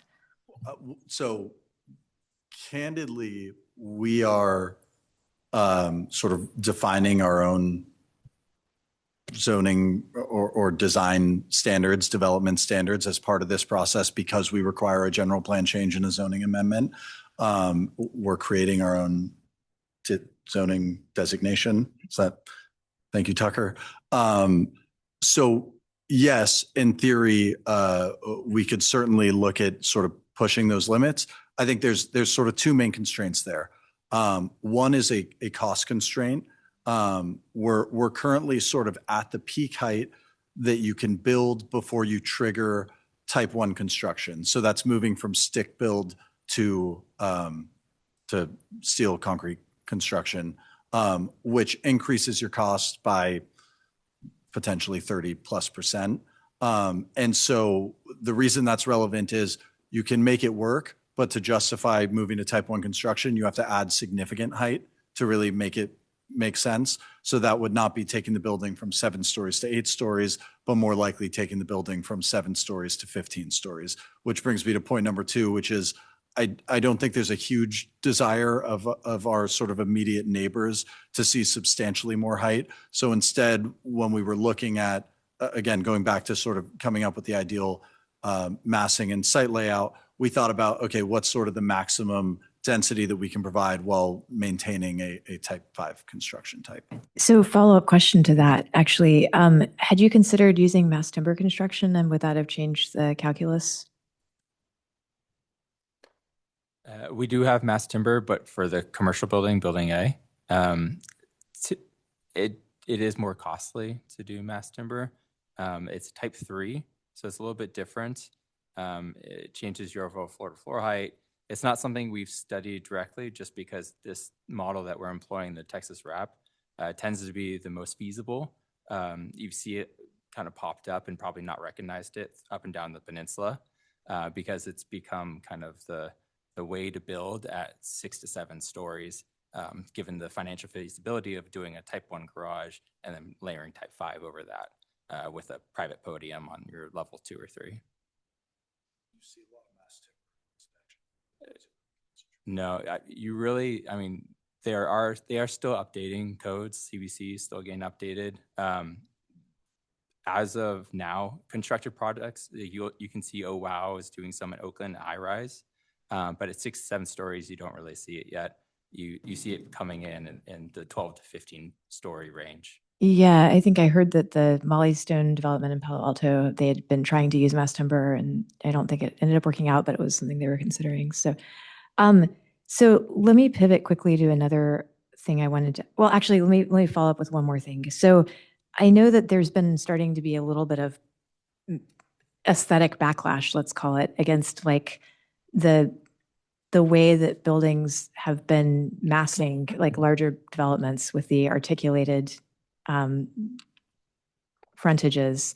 And there have been conversations about both that adds expense and decreases the number of units that people can offer. And I'm curious if this is something that we could poke at a little bit. If there are ways to use ornamentation or something like that instead of to break up facades, instead of just having, I don't know what the architectural term is, but you know what I'm talking about. Yeah, those are called like long facade standards or overall building modulation standards. The design standards that we have proposed are draft. We anticipate there being some back and forth on those in the processes ahead. In those, you'll find things like articulation, or could be construed as ornamentation, as well as the other ones I just mentioned.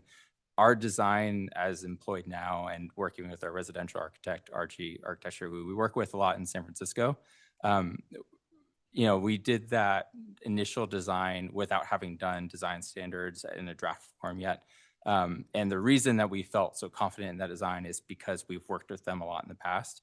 And we know that the more of the articulation rather than ornamentation and the quality of the design and the architect we're working with is a product, an end product that we will, and we're very confident we'll be proud of. Just having our previous work with them up and down the peninsula as well as in San Francisco. So we like to think the direction we're going isn't ornamentation, but it's really elegance. It's a clarity in the detailing that provides articulation. So what's the DU per acre of that development in San Francisco that you were just describing, where you were able to increase the affordability levels? So that site is just under 1 acre, and it's 193 units. Okay. So what, for the audience, what does that look like in terms of building height and mass and that kind of thing? Yes. So the building is shaped as sort of a S-shaped donut, if you will, a sigma sign maybe, lowercase. And it goes as tall as 7 stories. I don't want to sort of step on my words here too much. It is podium on the first 2 levels. The site is on a slope, so you have a parking garage that starts at grade and then goes subgrade, and the height tops out at about 6 or 7 stories above grade. And then again, 193 units. So actually, the height is not overly dissimilar from what we're proposing here at 7 stories. The site is is again, just more sort of densely packed at 193 units to the acre versus what we're proposing here is, call it 38 units to the acre. But if you were to sort of carve the portion of the site that is residential only and look at our density, it's about, call it 70 units to the acre. And so call it like somewhere between a little less than a third of the size from a density perspective. Does that make sense? Yeah, I think so. I'm just trying to understand how, how we can have more housing here, basically. Okay, so another follow-up question, and then I'm going to shift to one thing that I was very intrigued by. So I've recently been reading this book by Henry Graeber, Paved Paradise, about parking. And there was a really interesting case study in the book about the Gates Foundation in Seattle and how they massively changed their employee commute patterns by charging for parking, not like by charging for a monthly permit, but basically charging by the day. And there was something about that really affected behavior patterns, so that employees would, they didn't think of a parking pass as a sunk cost. It was something that they were looking at each time and making a decision about. So maybe they would choose to commute via transit or some other way, several days a week, but not all the time. And anyway, it was a significant enough difference that I was thinking, one of the big issues that we're looking at in this Middlefield, Ravenswood, Willow corridor is a pretty significant increase in density and development, all kind of coming online around the same time, including potentially that of which we dare not speak over where Sunset is currently. So I'm wondering if there are ways that you can be creative about parking demand.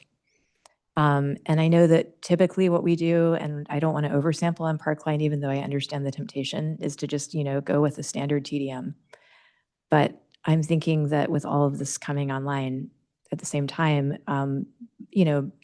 for climate reasons, for community reasons, for for your own employees and residents, like it would behoove us to be a little bit more creative than we have been before, and to be maybe a little more aggressive. And I'm wondering, I think this is just me saying, you don't have to have an answer, but I would love, personally, if you come back for, to see less parking and to see parking priced in a way that disincentivizes people to drive when they could otherwise come in by some other means. And so, the counterpart to that is all the usual TDM stuff, transit passes, et cetera.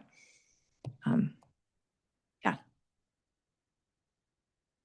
Thank you for the comment. We do have a TDM plan, and it does do all the basic stuff that you were just mentioning. Our baseline, which we envision is just a starting point for this process, is a 35% reduction in traffic. We have had conversations about increased connectivity, whether it be ways to maybe conjoin with Parkline potentially, or, you mentioned like the pay per day. We haven't marked any of that stuff, but we anticipate this being a conversation as, whether it be the DA or otherwise, as things move forward. When we started the process with community outreach, and started hearing from the community and their worries about traffic, we knew from day one that was going to be the big question for this one. And so we hired Hexagon on early to be our transportation consultants. We know from their prior work with Menlo Park, they're well regarded and had good insights into the Parkline process. And so we really wanted to leverage those as much as possible. And we're open to being creative if it's, partnering with others. If it's, like you say, charging per day, and that's the answer, we're open to being creative to getting that reduction down a sufficient amount so that, we're not creating undue traffic that can otherwise be avoided. Yeah, I think recently we were looking at the development agreement for for Springline, so many lines. And I think I asked Cyrus, if you could do it over again, would you build as much parking as you had at Springline? And he said, no, it's a lot, it's expensive. So yeah, it would just be great to see less parking and more creativity on that front. Thanks. A follow-up question for staff on that same line. Would a provision like ensuring paid parking for office tenants or the decoupling of parking between residential. Is that something that the Planning Commission could impose as part of a development agreement or as part of a condition? Or is that something that essentially you need to meet the general TDM standards, which has a point system essentially, and the commission doesn't have the discretion at that level of granularity?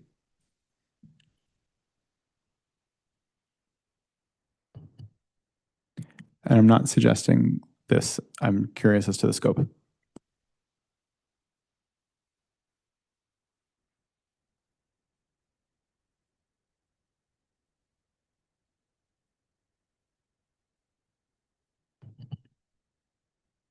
So that's a good question. So I guess just to start, the applicants kind of touched on this. We are essentially, we would need to create a new zoning district. Probably not, wouldn't be best for that sort of requirement to go in the zoning, but could be something that the city explores as part of a development agreement. We are very early days, so that's good feedback, but potentially, yeah, it could be negotiated. Thank you. Commissioner Headley. Yeah, and I have a question. It's going in a slightly different direction and picking up on one of our public commenters about schools. And this might be a question for staff. Like, at what point do we partner with the school district to figure out the impact of all of this development and to make sure that whatever it is we're doing is appropriate? So the EIR does study impacts to public facilities, public resources, water, but school being one of those. We will end up doing a housing needs assessment, which sort of touches on not requirements, but the need for school services. So generally, the EIR will probably be where that is discussed. I guess I have a follow-up question in terms of how, like, if land is at a premium and the schools are already built out, like, at what point, how does that process come together so that we make sure we have enough schools for all the kids that we imagine in the future of Menlo Park? I think almost all of our schools are one story. Okay, so maybe there's some bond measure that happens where the schools go up in height. And is that more for the school to figure out later? Like, once they understand the EIR and then they're like, okay, you figure it out. I guess it's a broader question about planning that I am hoping to be educated on. So thank you. Commissioner Abruzzi, and then staff, if you have a response, I'm happy to hear your expertise. Well, staff definitely will have more expertise, but my understanding is that there was a point at which we were even talking about carving out a portion of the site for the schools. And then my understanding, correct me, staff and Presidio Ventures people, if I'm wrong, is that the school district did not feel that they could avail themselves of this at this time. Enrollments have been trending down. So, I mean, school funding is complicated. We're a basic aid district, so it's not like they get money for every new student that comes in, but they are not full. That's helpful. Thank you. Mr. Prada, do you have a follow-up? If not, that's fine. Sure, thanks. Yeah, the one thing I was going to mention is that Mr. Turner is absolutely correct. The EIR does have a public services or section that will analyze impacts to special districts like the school districts. There is also a provision where the school districts do charge impact fees to developments to offset the impacts of increased development, so square footage, number of housing units on the school, so that impact fee would be assessed on any project as applicable. So that is one way that schools do mitigate those potential effects of development. So I just want to kind of clarify that's often something we talk about here. That's really helpful. Thank you. Commissioner Through Schindler. through the chair, just a quick follow-up question. So I know that in various developments, we've also seen like a more comprehensive financial impact analysis that actually looks at the economic impact on city revenue, schools, fire protection district, like sort of all the different aspects of public utilities. Would a project of this scope in this timing also have a component like that? Yes, we will also conduct an FIA for this project.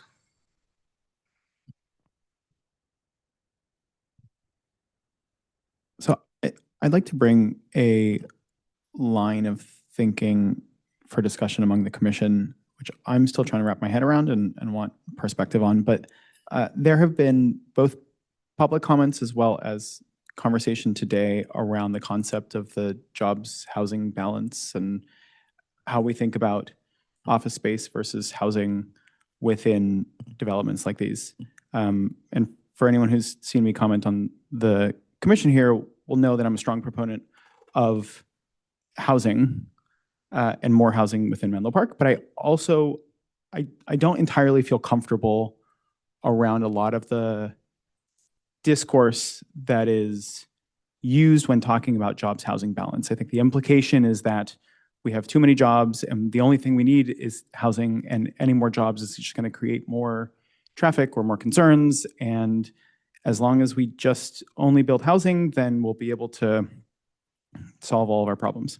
And I guess part of my overall concern is that the development pattern over the last many decades around the country and around the peninsula has been to some extent to isolate housing from commercial, from office space. And we've done that through zoning. And a lot of that isolation has created a lot of the traffic woes that we see today.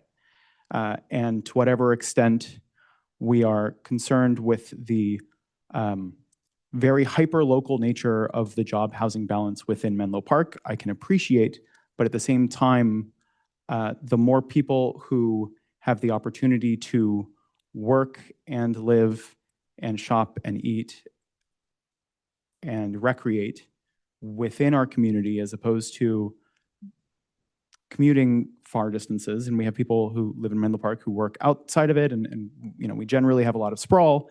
And I'm trying to figure out whether or not I should care about this concept of job housing balance, whether or not we should be asking a developer to scale back the amount of housing or scale back the amount of office space in order to provide for more housing, ROI aside, and regardless of to what extent office space is subsidizing the housing, because I think I fundamentally believe that having a balance of all of those things is important for Menlo Park, and I don't think we have enough of that. I mean, if everything was kind of perfect today, then maybe I might feel differently, but I feel like we're still striving to have a lot of these mixed-use developments, and everyone I've ever talked to about Springline says that that element is something they really appreciate about it. And obviously the numbers matter and the scale and everything is very nuanced, but I would love to hear other perspectives around whether or not when we get public comments around jobs housing balance or this is creating too many jobs, is that something that is concerning? Commissioner Sillen. Thank you. Good discussion question. I think, yeah, with respect to this project, I am one of the people concerned about jobs housing balance. I'm receptive to what you're saying about the idea of mixed use. I definitely also appreciate Springline and the fact that it's sort of vibrant during the day and maybe in the evening hours. That's nice to see. I think, and I don't have like official numbers, but even before I became a planning commissioner, one of sort of the things I would rattle off the top of my head is that Meta alone has office space sufficient for roughly the population of Menlo Park in Menlo Park. So I think we already have a lot of, let's say, jobs capacity in Menlo Park. for Meta alone, but not to mention, Sand Hill Road and all the other office buildings we have, Snowflake, et cetera. So I do think that even if you look at it on a local level, there's still a big imbalance.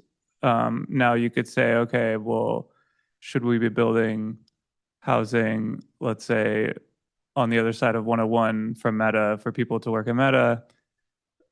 Well, for one thing, in our housing element, we decided District 1, for better or for worse, has had enough housing concentrated there. So we're kind of looking to spread it out at this point. But I also think it is, close enough. And again, Meta is just one example. There's other office buildings around here. So yeah, that's kind of my thought. I obviously appreciate the applicant saying that they tried to maximize the housing and work out from there. So I don't exactly have like something in my back pocket of like, let's just do this. But I would definitely like to explore as much as possible what we can do to increase the housing. I would encourage, city council to be open to things like fee reductions, et cetera, to make that work. But I'll leave it there for now. Vice Chair Abruzzi. Yeah, I do agree with you in general that if we were starting from scratch, having mixed use throughout the city would be great. I mean, if we were going to do a master plan for a new city of Menlo Park, I think that where I get a little bit hung up is that we have fairly new massive office park type developments, with tons of jobs. I think I just looked it up, and the ratio of jobs to housing to residents is like 4.7 jobs for every resident in Menlo Park right now. That's a lot. And then we have massive acres of land that are dedicated to single family usage that are, as we know, because we see them every week or every other meeting, being redeveloped into ever larger, more expensive single family units. And so we don't get that many bites at the apple to create missing middle and more affordable housing. There's just not that much land that hasn't been redeveloped that comes before us. And leases on places like at Big 5 are 15, 20 years. And so, every time we re-add that to the housing element, hoping that it will redevelop and it doesn't, it does put more pressure on these precious parcels that we do get to look at. So I don't have an answer, but that is kind of how I'm thinking about it. That I do like mixed use, sort of aesthetically and from a lifestyle perspective. And I especially like it the closer to downtown we get, because I think that people who live there can do a lot of trips within the 3 to 5 mile range, and people who work there could conceivably, throw a bike on a train and get there pretty quickly. I still think we need, we're going to have a housing imbalance no matter what we do, and we're going to have trouble making our affordable units for, our 2031 deadline. And so that's why I feel like we need to keep pushing. And for me, the way to go is probably height and massing, but this is why I was asking those questions. Commissioner Sillen. Thanks. I did just want to revisit one more time with staff the current zoning, because one thing I'm thinking of personally is when I joined the Planning Commission, Parkline was sort of already, I think, past the EIR phase. And so by the time we got to that point, there was this sense of take it or leave it, in the sense that if we wanted to make like huge changes to the project, they would have to start over. And then the question was, well, okay, what if we did nothing? Then it was, we would look at the current zoning for SRI and see how many employees they could have there, which is a pretty significant number. And that always felt like an option on the table. So I guess my question is,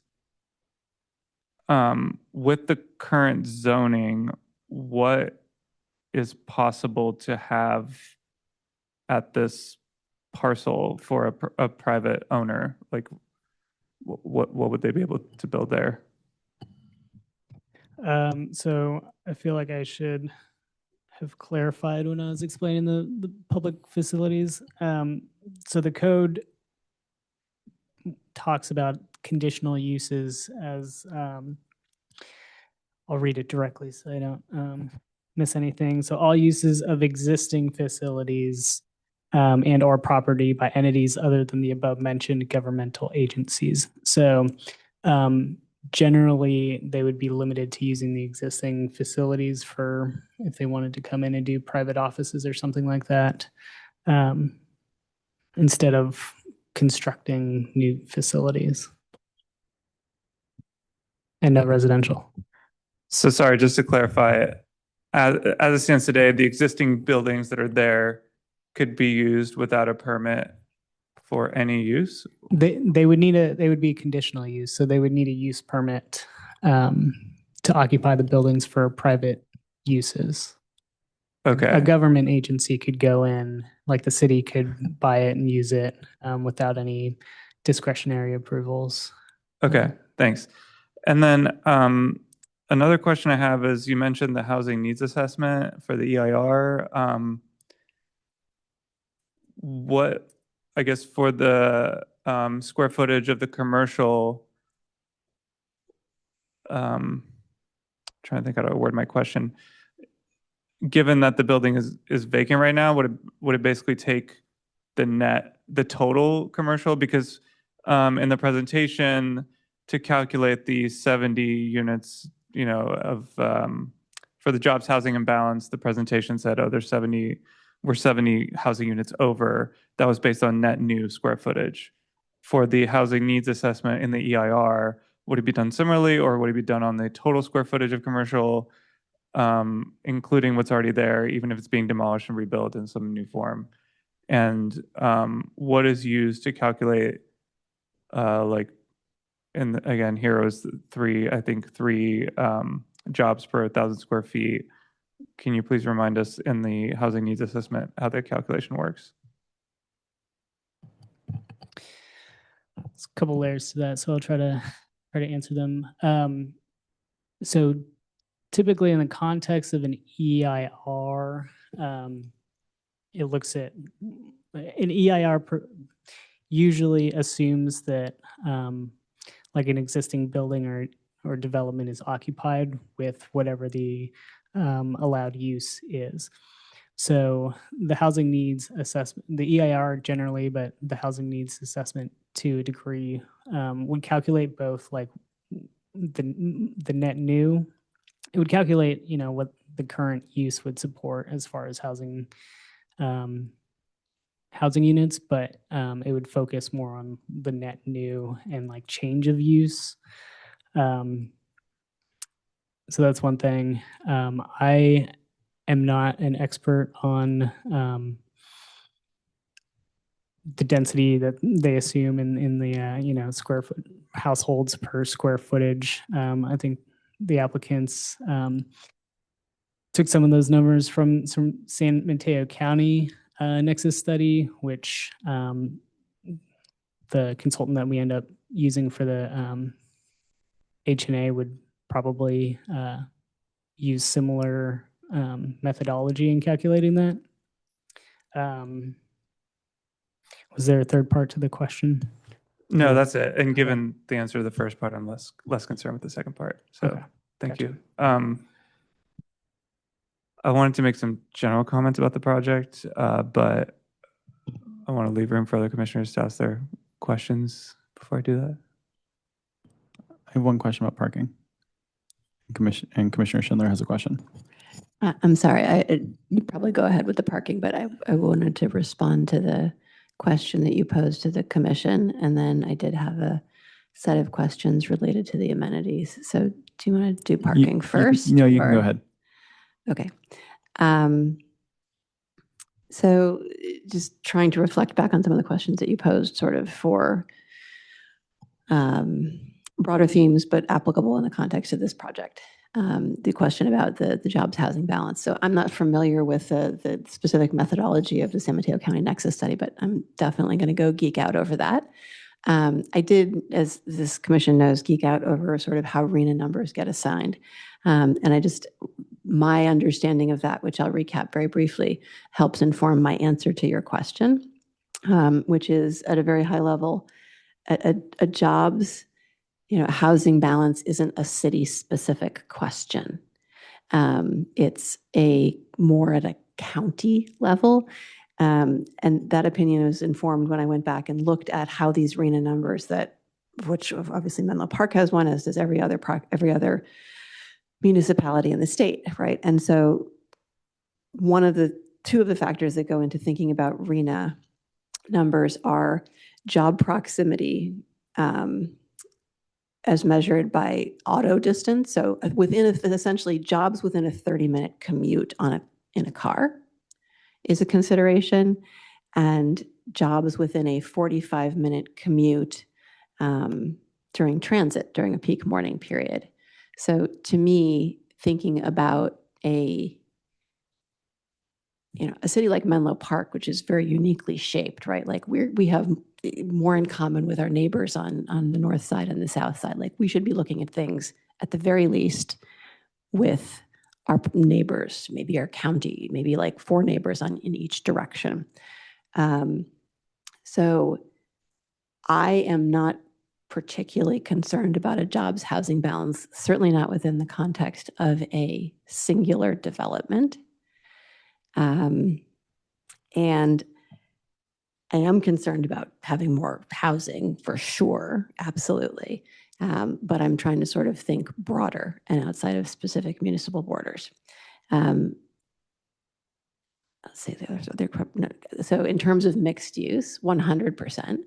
I think that is a goal to be aimed for in anything that we're developing, particularly in proximity to transit corridors and other high-density service corridors like El Camino and downtown. And that's going to inform some of my questions that I have later about amenities and who has access to the amenities and what the right balance of the amenities are within this development and what the right balance of amenities are between this development plus Parkline version 2, or if there's ever a future version, because I think there's some balancing to be done there. And then my one other thought in response to your question is that I would be very, very careful about over-prescribing what we require people to build in terms of types of development, because I do still want to be a city where where developers feel like it is a good idea to invest. And there's a fine line from the reading that I've done, right? I've not, in my 5 years in the Planning Commission, I've not personally experienced it. But I know that it does happen for sure. You can be overly prescriptive and you can crush development of any kind. So that's something that I would like to be thinking about when we become prescriptive about development types. Shall we do amenities, or did you wanted to do some questions about parking? Yeah, I had a question about parking for both staff and the applicant. From a staff perspective, is it my understanding that as part of the process of rezoning this land and essentially going through the whole process, we would be able to impose our discretion on what minimum or maximum parking ratios might be required? Yes, that would be in the realm of your discretion. Thank you. For the applicant, could you walk me through a little bit of the thought process around exactly how much parking is currently proposed if we required a maximum parking that is below what you currently have? Would that make the units less desirable, both from an office space or from a residential standpoint? Did you craft the exact ratio of parking spots to square footage and or units in order to balance those out? Or theoretically, would a maximum parking allowable be a relief? And then I understand parking is expensive and usually does not pencil out, but it is necessary as a function of making the entire project survive. And so curious as to your thoughts on if we said, hey, we think there's too much parking, would we be able to add more density? Or is this the minimum that you would recommend in order to make sure that everything works? Thank you for the question. I'm sure this might require both of us, but from an architectural and design perspective, we started out with the mixed use district standards as just a starting point to figure out kind of the realm we're in. We have some proposed maximums. The office is like 2.25 per thousand. That generally speaking is kind of right where the market kind of requires it at a minimum basis for just to lease up office space. And from a residential perspective, we're 1.2 per dwelling unit. You see a lot of places going towards the 1.5. We certainly don't want to go anywhere towards the 1 because then you don't have any visitor parking. And so when it comes to a development like this, 17 acres feels like a lot, but with all the program that we're proposing, the parking actually ends up being a part of the problem in terms of trying to find places for it to fit. So that's why you see a good amount of subgrade when typically residential, we wouldn't go subgrade because it's more expensive. On every single residential building, we're actually going at least 1 floor below just to make sure that we can get to the minimum amounts that you need to lease up in today's market. And so in terms of the overall parking count of just over 2,500, it is a lot of parking. But it is pretty much the baseline in which you would need for leasing any of these various programs today. Well said. I just a couple of things to add. And first, I'll note our parking consultant, Watry, is fantastic and regularly quotes excerpts from the Paved Paradise book that Vice Chair Baruzzi referenced. So I'm glad to hear it getting shouted out. The question about if we were to reduce parking, could we increase density? Because of the way that we program the parking, which is within the commercial buildings, all subgrade, you don't get anything on the commercial side. In the residential buildings, it's all wrapped. So there's maybe some configuration, but ultimately you really don't get a whole lot. And then our one sort of workhorse parking garage, which would otherwise be a standalone parking garage, we very intentionally programmed so as to not be delivering a standalone parking garage. What we did is we took the area where we needed a parking garage for overflow parking to hit the required ratios that we believed would be necessary from a leasing perspective. I think a great tragedy would be if we all spent years entitling this project and building this project and then none of it leased because we didn't have sufficient parking.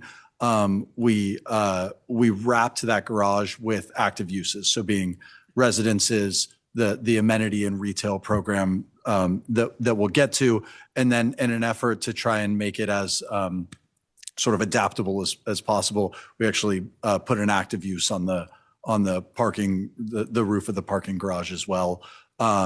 So they're really, that being said, we've experienced what happens when we don't provide sufficient parking. The reality is, even though we are close to transit and we're going to be undertaking several measures to improve accessibility to our site, multimodal, non-vehicular access to our site, we still need to make sure that we're hitting minimum ratios to allow our office space to lease and to provide parking for our residences. I also want to bring up one other concern that has been echoed a couple of times during some of our site walks with neighboring residents, which is when we've referenced ratios that, again, we think are sufficient, and ultimately we believe that in mixed-use projects like this and with the transit measures that we're implementing, just generally the trends that we're seeing, car traffic will be decreasing over time.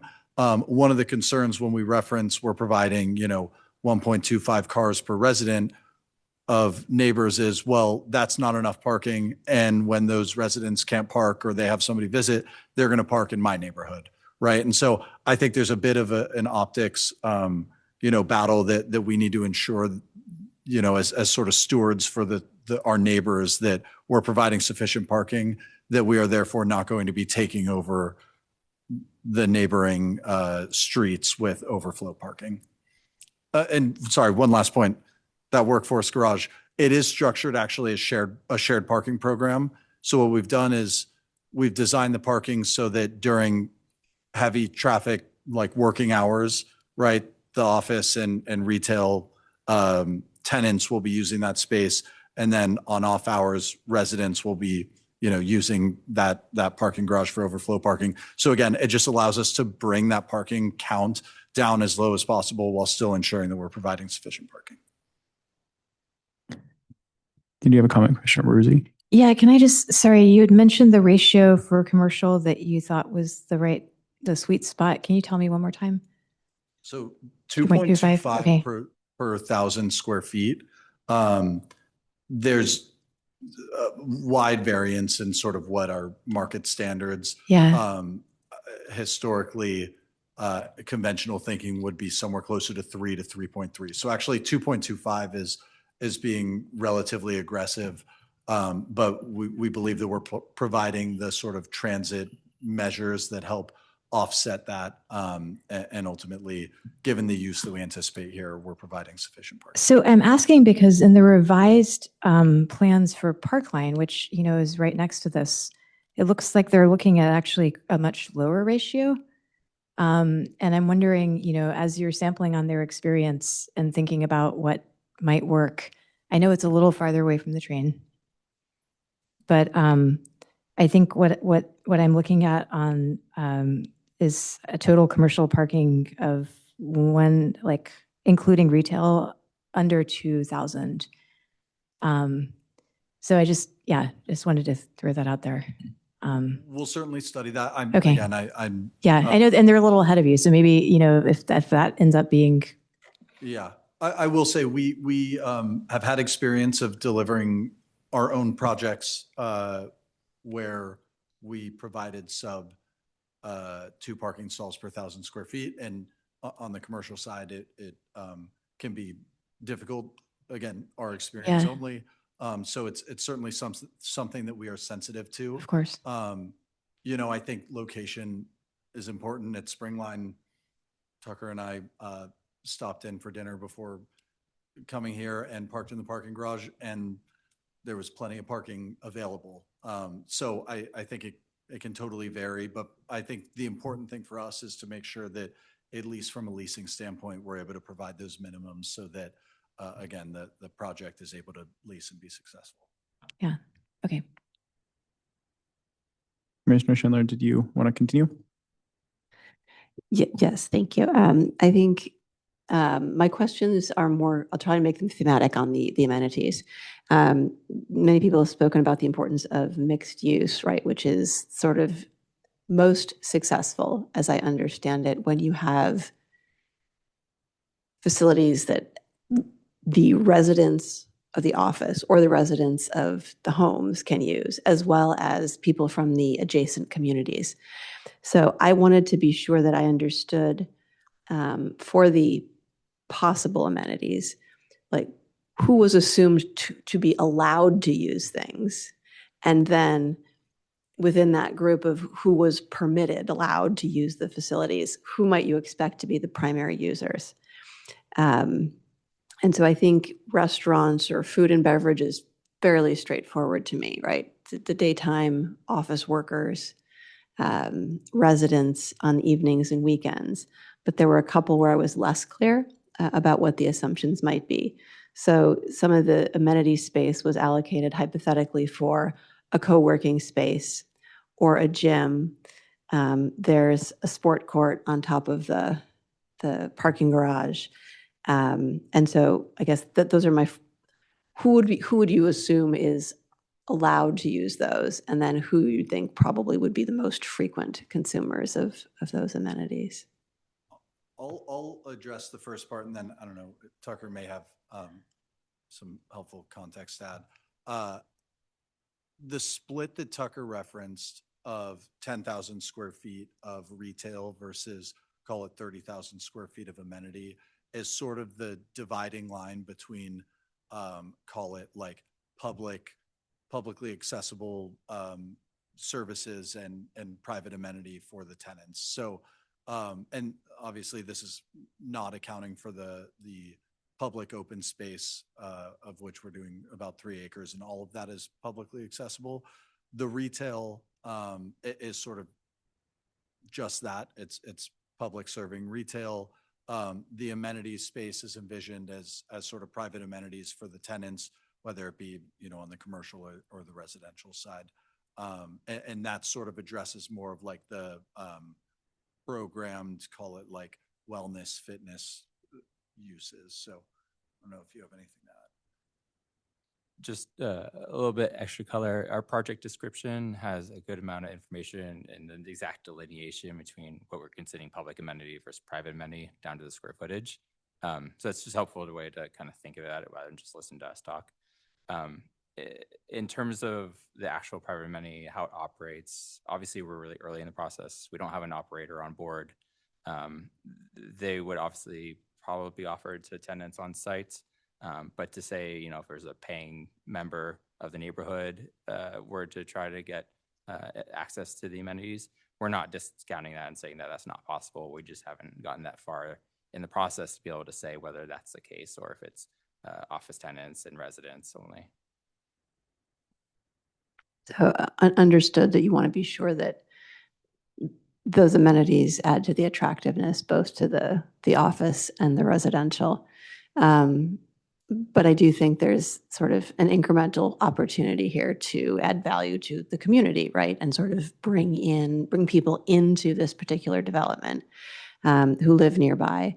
And maybe even there's a very specific consideration for synergies with the Parkline folks. Because again, I'm not deeply, deeply immersed in version 2, but it looks like their amenity building is gone.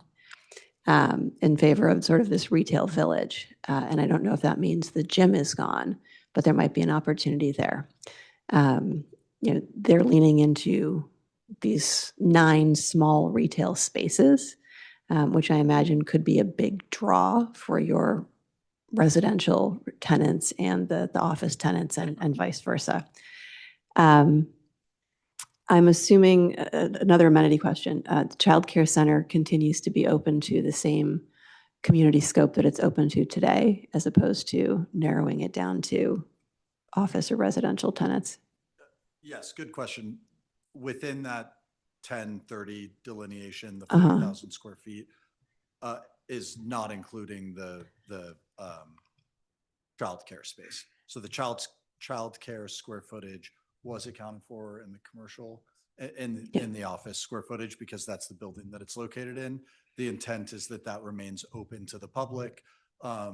We currently are working with GeoKids, or actually have extended their lease at the site, and certainly are, welcoming collaboration and openly talking with them about whether a long-term home at our new facility that we're building out is something that they're interested in. We've also met with members of the school board to try and understand school district's needs from a space perspective as well. But yes, that's separate. Okay. So for example, if the school district came to you and said, we are interested in community space, is that something that you would consider opening up in the amenity? Because there's meeting space, right? There's community gathering space planned in the amenity, in Building E in the amenity center. Is that something that you would consider opening up to a use case like schools or school function is? Yeah, I think we would consider everything as part of the conversation without blocking out possibilities. The important thing to remember is when you bring in these other uses, they all have their own requirements for loading, logistics, which have a big impact on site design. And so one of the reasons we really like Building A and have thought about Child Care Center there is if you look at the site plan, we have all direct drop-off areas. If you were to try to do that in an amenity building, which is at the center of the site, doesn't really have opportunities with the site constraints to provide a direct drop-off, and is part of the shared parking program for the rest of the site. It doesn't really come conducive to where you would want safe drop-off areas or intermingling of populations. So that's why Building A kind of offered a unique possibility to offer our childcare center. And I may not have been super clear. I'm not thinking sort of about school uses that involve children. I'm thinking about sort of community gathering spaces or office space or educational, teacher educational opportunities. I think we had member of the school superintendent come at various points and talk to us about those types of office space in the context of Parkline. I don't think that played out, but that was a discussion point. And we had similar conversations to try and assess what the school district's needs were. Yeah. And those conversations have been ongoing. So yes, I think to Tucker's point, we're certainly not ruling anything out. Again, right now I think the amenity space feels like sort of a critical component to providing a service for, the tenants on site. However, we're obviously proposing to produce a lot of new office space that could potentially serve additional uses. Thank you. And I did want to just specifically show my appreciation for continuing the support of the Child Care Center. I think it speaks well that the leadership team from GeoKids was here tonight. I think that is a community benefit for sure to continue to offer that. I think it's important for community development, for the immediate sort of neighborhood, but also for the economic development of Menlo Park. So I think that's a huge win. And then my final amenities question was, why is the private clubhouse on the roof of Building E just for residents of Building E?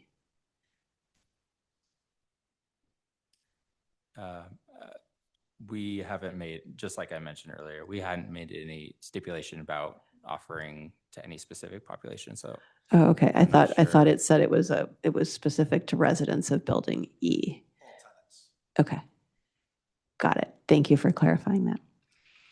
Or rather, it'll be the same program. It's not being carved out as sort of a separate program from the rest of the amenities. Okay, got it. I think those are my amenity questions for now. Vice Chair Abruzzi.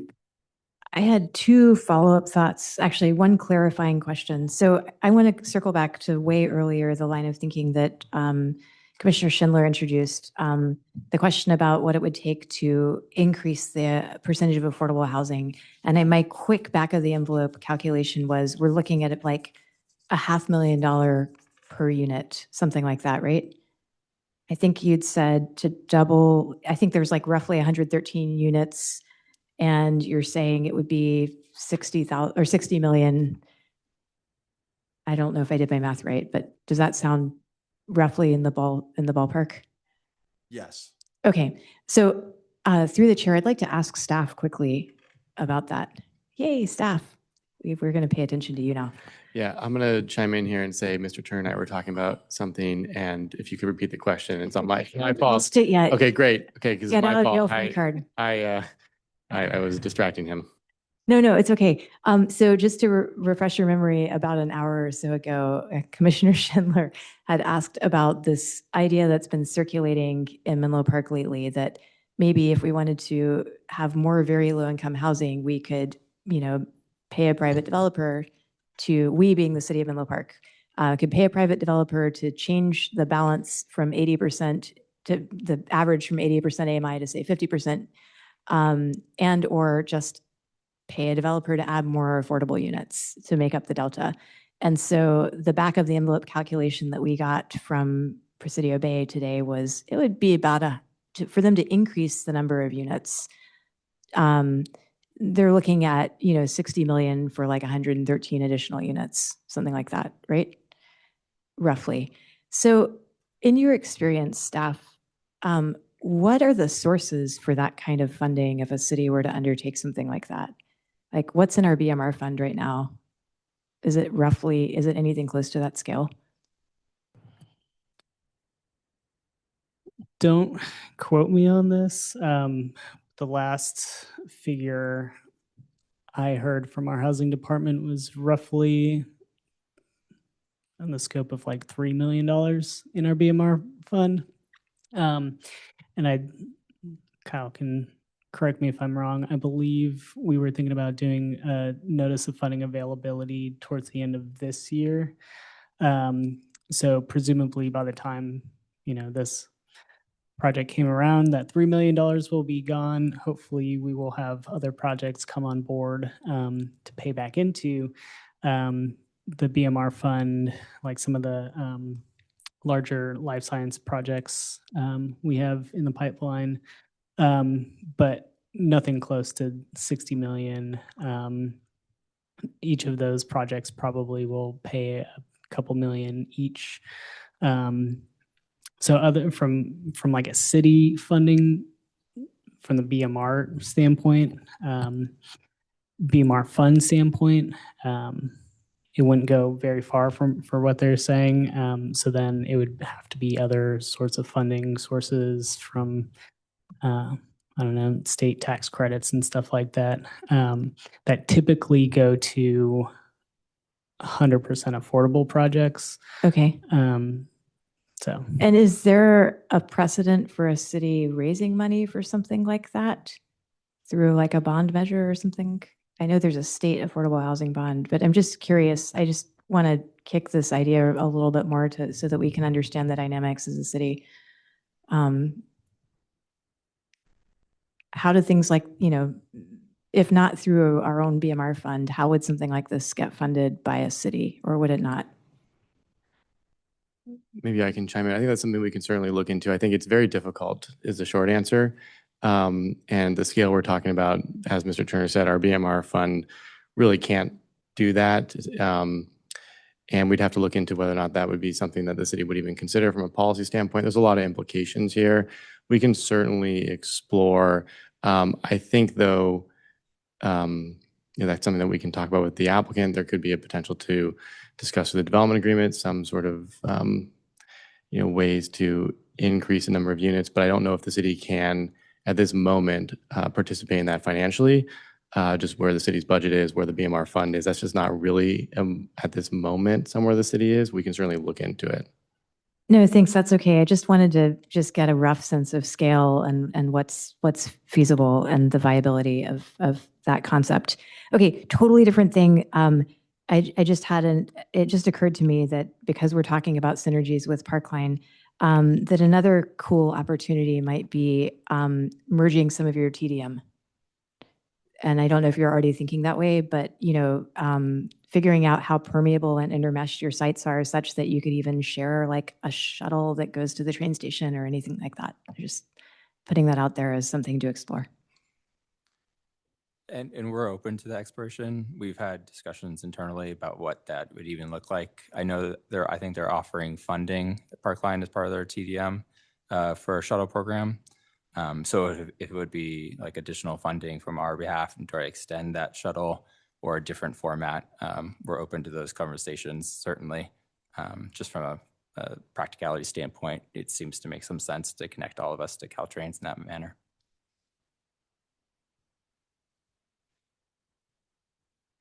Do we have any other commissioner comments on the study session? Commissioner Eric. I'll be, excuse me, I'll be brief, mostly because I agree wholeheartedly with mostly everything that's been said here tonight. First and foremost, I just want to say I'm super excited and really appreciative of all the work that has and will go into this. It looks like it's going to be an asset to Menlo Park, and I'm personally looking forward to it. I also would encourage you to build as much housing as possible. And I will, I think, take up some of the mantle that's been discussed here, but explicitly, I think the mantle that should be attributed to former planning commissioner Andrew Barnes, who cared a lot about spaces for kids and teens in particular. And so if there's an opportunity for a community amenity or something like that, to be a clubhouse or a space for kids who could play on the sport court or something like that. I think I saw a lot of amenities for younger kids, and my kids are younger, but they're going to be older, I guess, one day. So I think that would be something cool to look into. And then maybe it's not the biggest thing, but I just want to express appreciation for the bike transportation plan. And I didn't totally understand if this was the case, but I hope it will be true that someone could bike from Middlefield through this development, through Parkline, potentially under El Camino and some future tunnel that hopefully does exist. I think that would be a really cool thing for Menlo Park. So hopefully we can do that too. I think that concludes my comments. And again, I just want to say thanks. I'm going to use that to just add one last comment that I had written down earlier. There's a current bike lane on Middlefield that is separated but not protected. And the amount of in and out traffic that will be generated along Middlefield will significantly increase. I imagine we'll get into more details in the future, but do you have thoughts on how to manage those conflict points with the existing bike lane? Yeah, I'll do my best to speak to it. Our current project plans, you could look at the civil plans and they have an exact outline of how we would imagine it. But in terms of like the classification, it would still be separated. The current is just I think it's just painted. And without installing like curbs with planters, which would change all the drainage. Our best kind of manner to approach that is obviously through painting again, but then installing those kind of lighted bollards along the frontage, which is as far as we can kind of control. And that's what our current baseline assumption is to do that, given the feasibility without having to change how the entire street frontage essentially drains. So that impacts the separation of a cyclist versus a car that is driving along Middlefield. My question is more what's happening with the cyclist and all of these cars that are now coming in and out of Middlefield. There are going to be a number of different incremental conflict points. And I'm not sure I'm assuming that there's going to be some form of stop sign. But I mean, maybe, I guess. But that concerns me more because we're just going to have a lot of cars that are focused on getting onto Middlefield or off or left turns or different things there. And that bike lane is not very safe. It's a great point.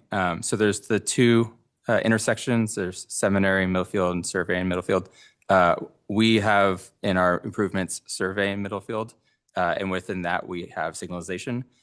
Within Parkline's improvement plan, they have signalization of Seminary and Middlefield. So both of those would be signaled and inherently have then pedestrian and bicyclist safety measures for anyone crossing Middlefield. In terms of our in and out traffic, we are introducing within the Survey right of way a dedicated right-hand turn. So it's a little bit less of a collision kind of opportunity, I guess. We are still continuing to study that with Hexagon and with Langen, our civil engineer, to see what other measures we can kind of add for pedestrian safety and bicyclist safety. But that's where we are at this point.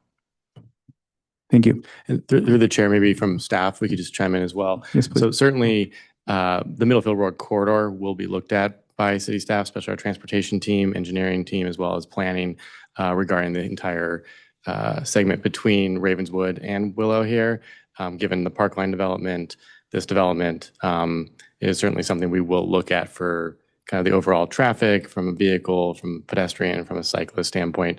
So there certainly will be an analysis by staff of this and kind of identified any improvement measures that are required per the city's adopted plans, policies, ordinances, general plan, that type of stuff. So certainly there will be a broader discussion about the frontage and then the treatment along Middlefield. So just want to set that stage. We're in the really early stages right now. So Thank you. And although you didn't mention it, I believe part of that study is going to not just stop at Willow, but extend to Woodland, which is very dangerous. Understood. Thanks for the feedback. I'm going to plus one the Woodland. That was, yeah. Yes. Any further discussion? Commissioner Sillen. Thanks. So I just want to kind of summarize. I was kind of in question mode. I want to summarize my feedback or my thoughts on the project. So I'll start by saying I certainly think this is way better than what's there today, which is seemingly a vacant office park. I think there's some cool buildings there. We did a little tour of it a long time ago, a little bike tour, but as part of the housing element. And it's a really beautiful property, lots of redwood trees, and I'm glad you're preserving those. I think that most cities of our size, our population, are not looking at projects like these on their, planning commission agendas. It's beautiful. It's aesthetically pleasing. I really appreciate the mixed use, like I was talking about before with Springline. I appreciate that it's community minded, that you're keeping the redwood trees, and generally like the Menlo Forest idea is great. I really appreciate the synergy with Parkline in terms of like even the development standards, because I think that having more aesthetically consistent architecture within the city will just create a more pleasant feeling as you drive through or pass through on your bike or whatever. So I love that. And like others have said, I really appreciate the support for GeoKids and childcare. As also someone with little kids, that's very important to me. And so, it's a really cool project just to even be considering, I think, for Menlo Park.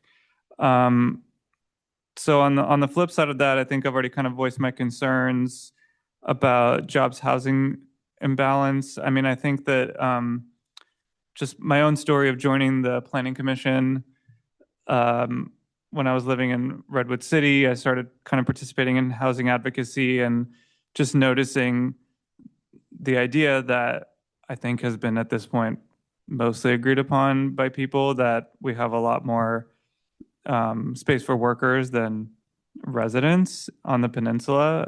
And that's been kind of a pressure cooker that's been building up over time. And even, 5 or 6 years ago, Redwood City was lauded in the newspapers for building more housing, but that always came with a lot more office. Like, for example, if you drive down El Camino right now towards downtown Redwood City, there's the new development on the right-hand side, Elko Yards, I think it's called. Really big office buildings. I think they're still working on the residential component. But so to me, the trend is continuing still. I don't think we've even stopped the trend. And so I am very concerned about continuing that trend. And, the impacts of that trend, I think, are pretty clear. It's cost of housing. So, for example, the rent in Menlo Park has gone up roughly 30% in the past 10 years, which is roughly $1,000 a month. Housing prices have gone up much higher than that, like 40% in the past 5 years, and that's $1 million for a house increase in price. That's a lot of money. And what that results is in kind of a changing community. In the housing element, there's a lot of talk of like our changing demographics, people priced out, people moving out, including friends of mine. So that was the main reason I got involved in like local politics and joined the Planning Commission. And so, I do feel strongly that this project does not improve our jobs housing balance. And I think that basing the jobs housing balance in the EIR on just the net new square footage is very flawed, especially considering the building seems to be vacant now. So presumably whatever people were working at USGS, or many of them, if they were living nearby, could have moved out of the city. So whatever housing needs were created by those folks are gone. And so now if we repopulate the whole campus with a whole new set of office buildings and new workers, I think that will create a huge strain on housing. And I mentioned in the Parkline EIR how there was this calculation they used to figure out the impact to Menlo Park, and that's based on how many people commute into Menlo Park to work, and how that number has been steadily going up over past decades. So it's kind of a self-fulfilling prophecy. We build more office, which results in less people living locally, more people commuting in, which then oddly enough, creates less of a demand for housing according to our housing needs assessment, which seems very backwards. So there's that, plus the fact that it's per staff will be based on just the net new square footage. That concerns me. And my other main concern is definitely the, I guess, circulation. I mean, I'm big on cycling and walking, but I did live in Los Angeles where gridlock was a major issue. And it does seem to me like having the only access off of Middlefield for this project, plus Parkline next door, Middlefield being a one-lane road in each direction, and the high school right there, is just going to be a problem. Again, we could talk about like the studies and doing analysis, but my understanding is that for the EIR, the studies for traffic relate to vehicle miles traveled now. We're not looking at level of service. And again, based on all these calculations of we're only looking at net new square footage of office, that might look really good. So in the EIR, this might come out to like a really beautiful project that's going to magically reduce car trips versus today. But I don't think that's the reality. I think the reality is that, again, it's currently vacant. So it will be the net new office plus the office that's sort of being rehabilitated. And I think that's going to lead to basically gridlock on Ravenswood, maybe Willow, certainly Middlefield.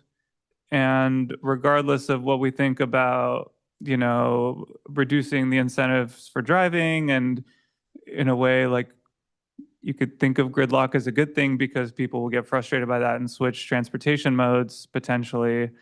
I just don't think that's a good, for lack of a better word, vibe for Menlo Park to have so much gridlock in the city.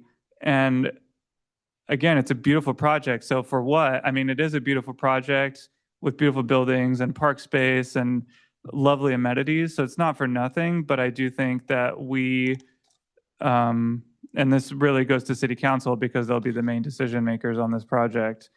I think the community and city council should really think hard about our needs as a city and what we're willing to sacrifice. I think, given what staff has said about the current zoning, it does seem like what happened here is Presidio Bay bought this property with the current zoning. It seems like there's not much to do with it. So the assumption was always that it was going to be redeveloped. And so now what's happening is a conversation with the community, this study session being part of it, to figure out what makes sense financially, but what makes sense for us as a community.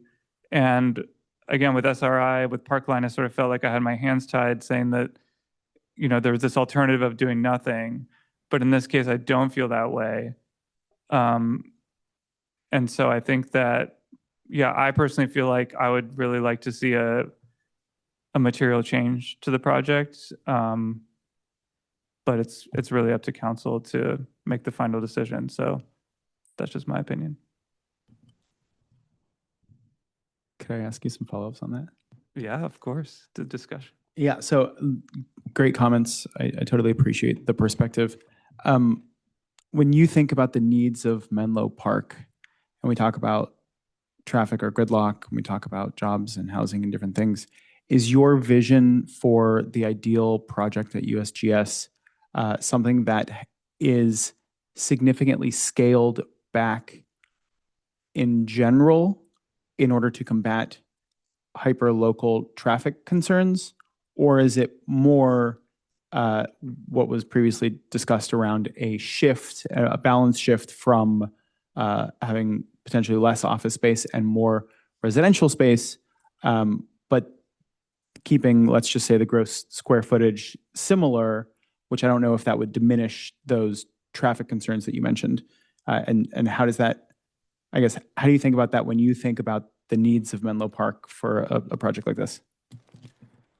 Well, again, given my understanding of just even the jobs housing ratio within our own city, I do think that there's a lot of people that want to live here, that work here.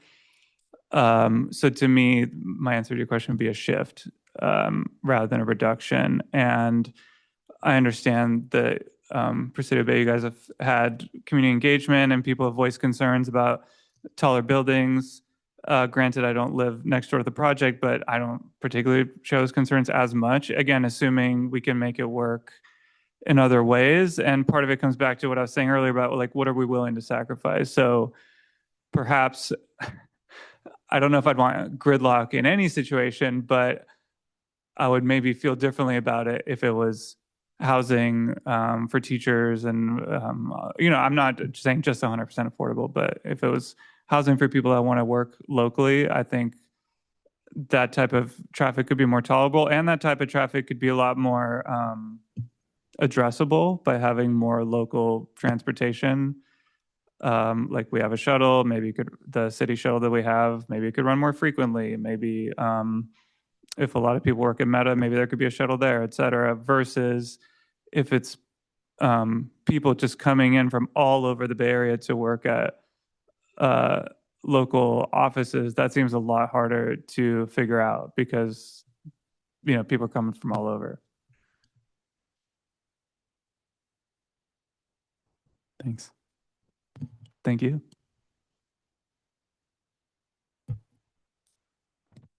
This is going to be the end of the study session if people don't have anything else to say. Vice Chair Baruzzi.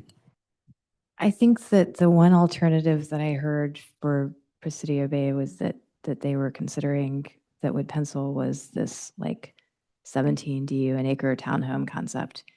And I think that from a city perspective, there's a lot of downside to that as a trade-off. So for me, when I look at those two as viable alternatives, I prefer what I've seen tonight to that concept for this space and this location, given our needs, and given, the trajectory our city's been on from a revenue standpoint, from a services standpoint, from a tax-based standpoint, et cetera.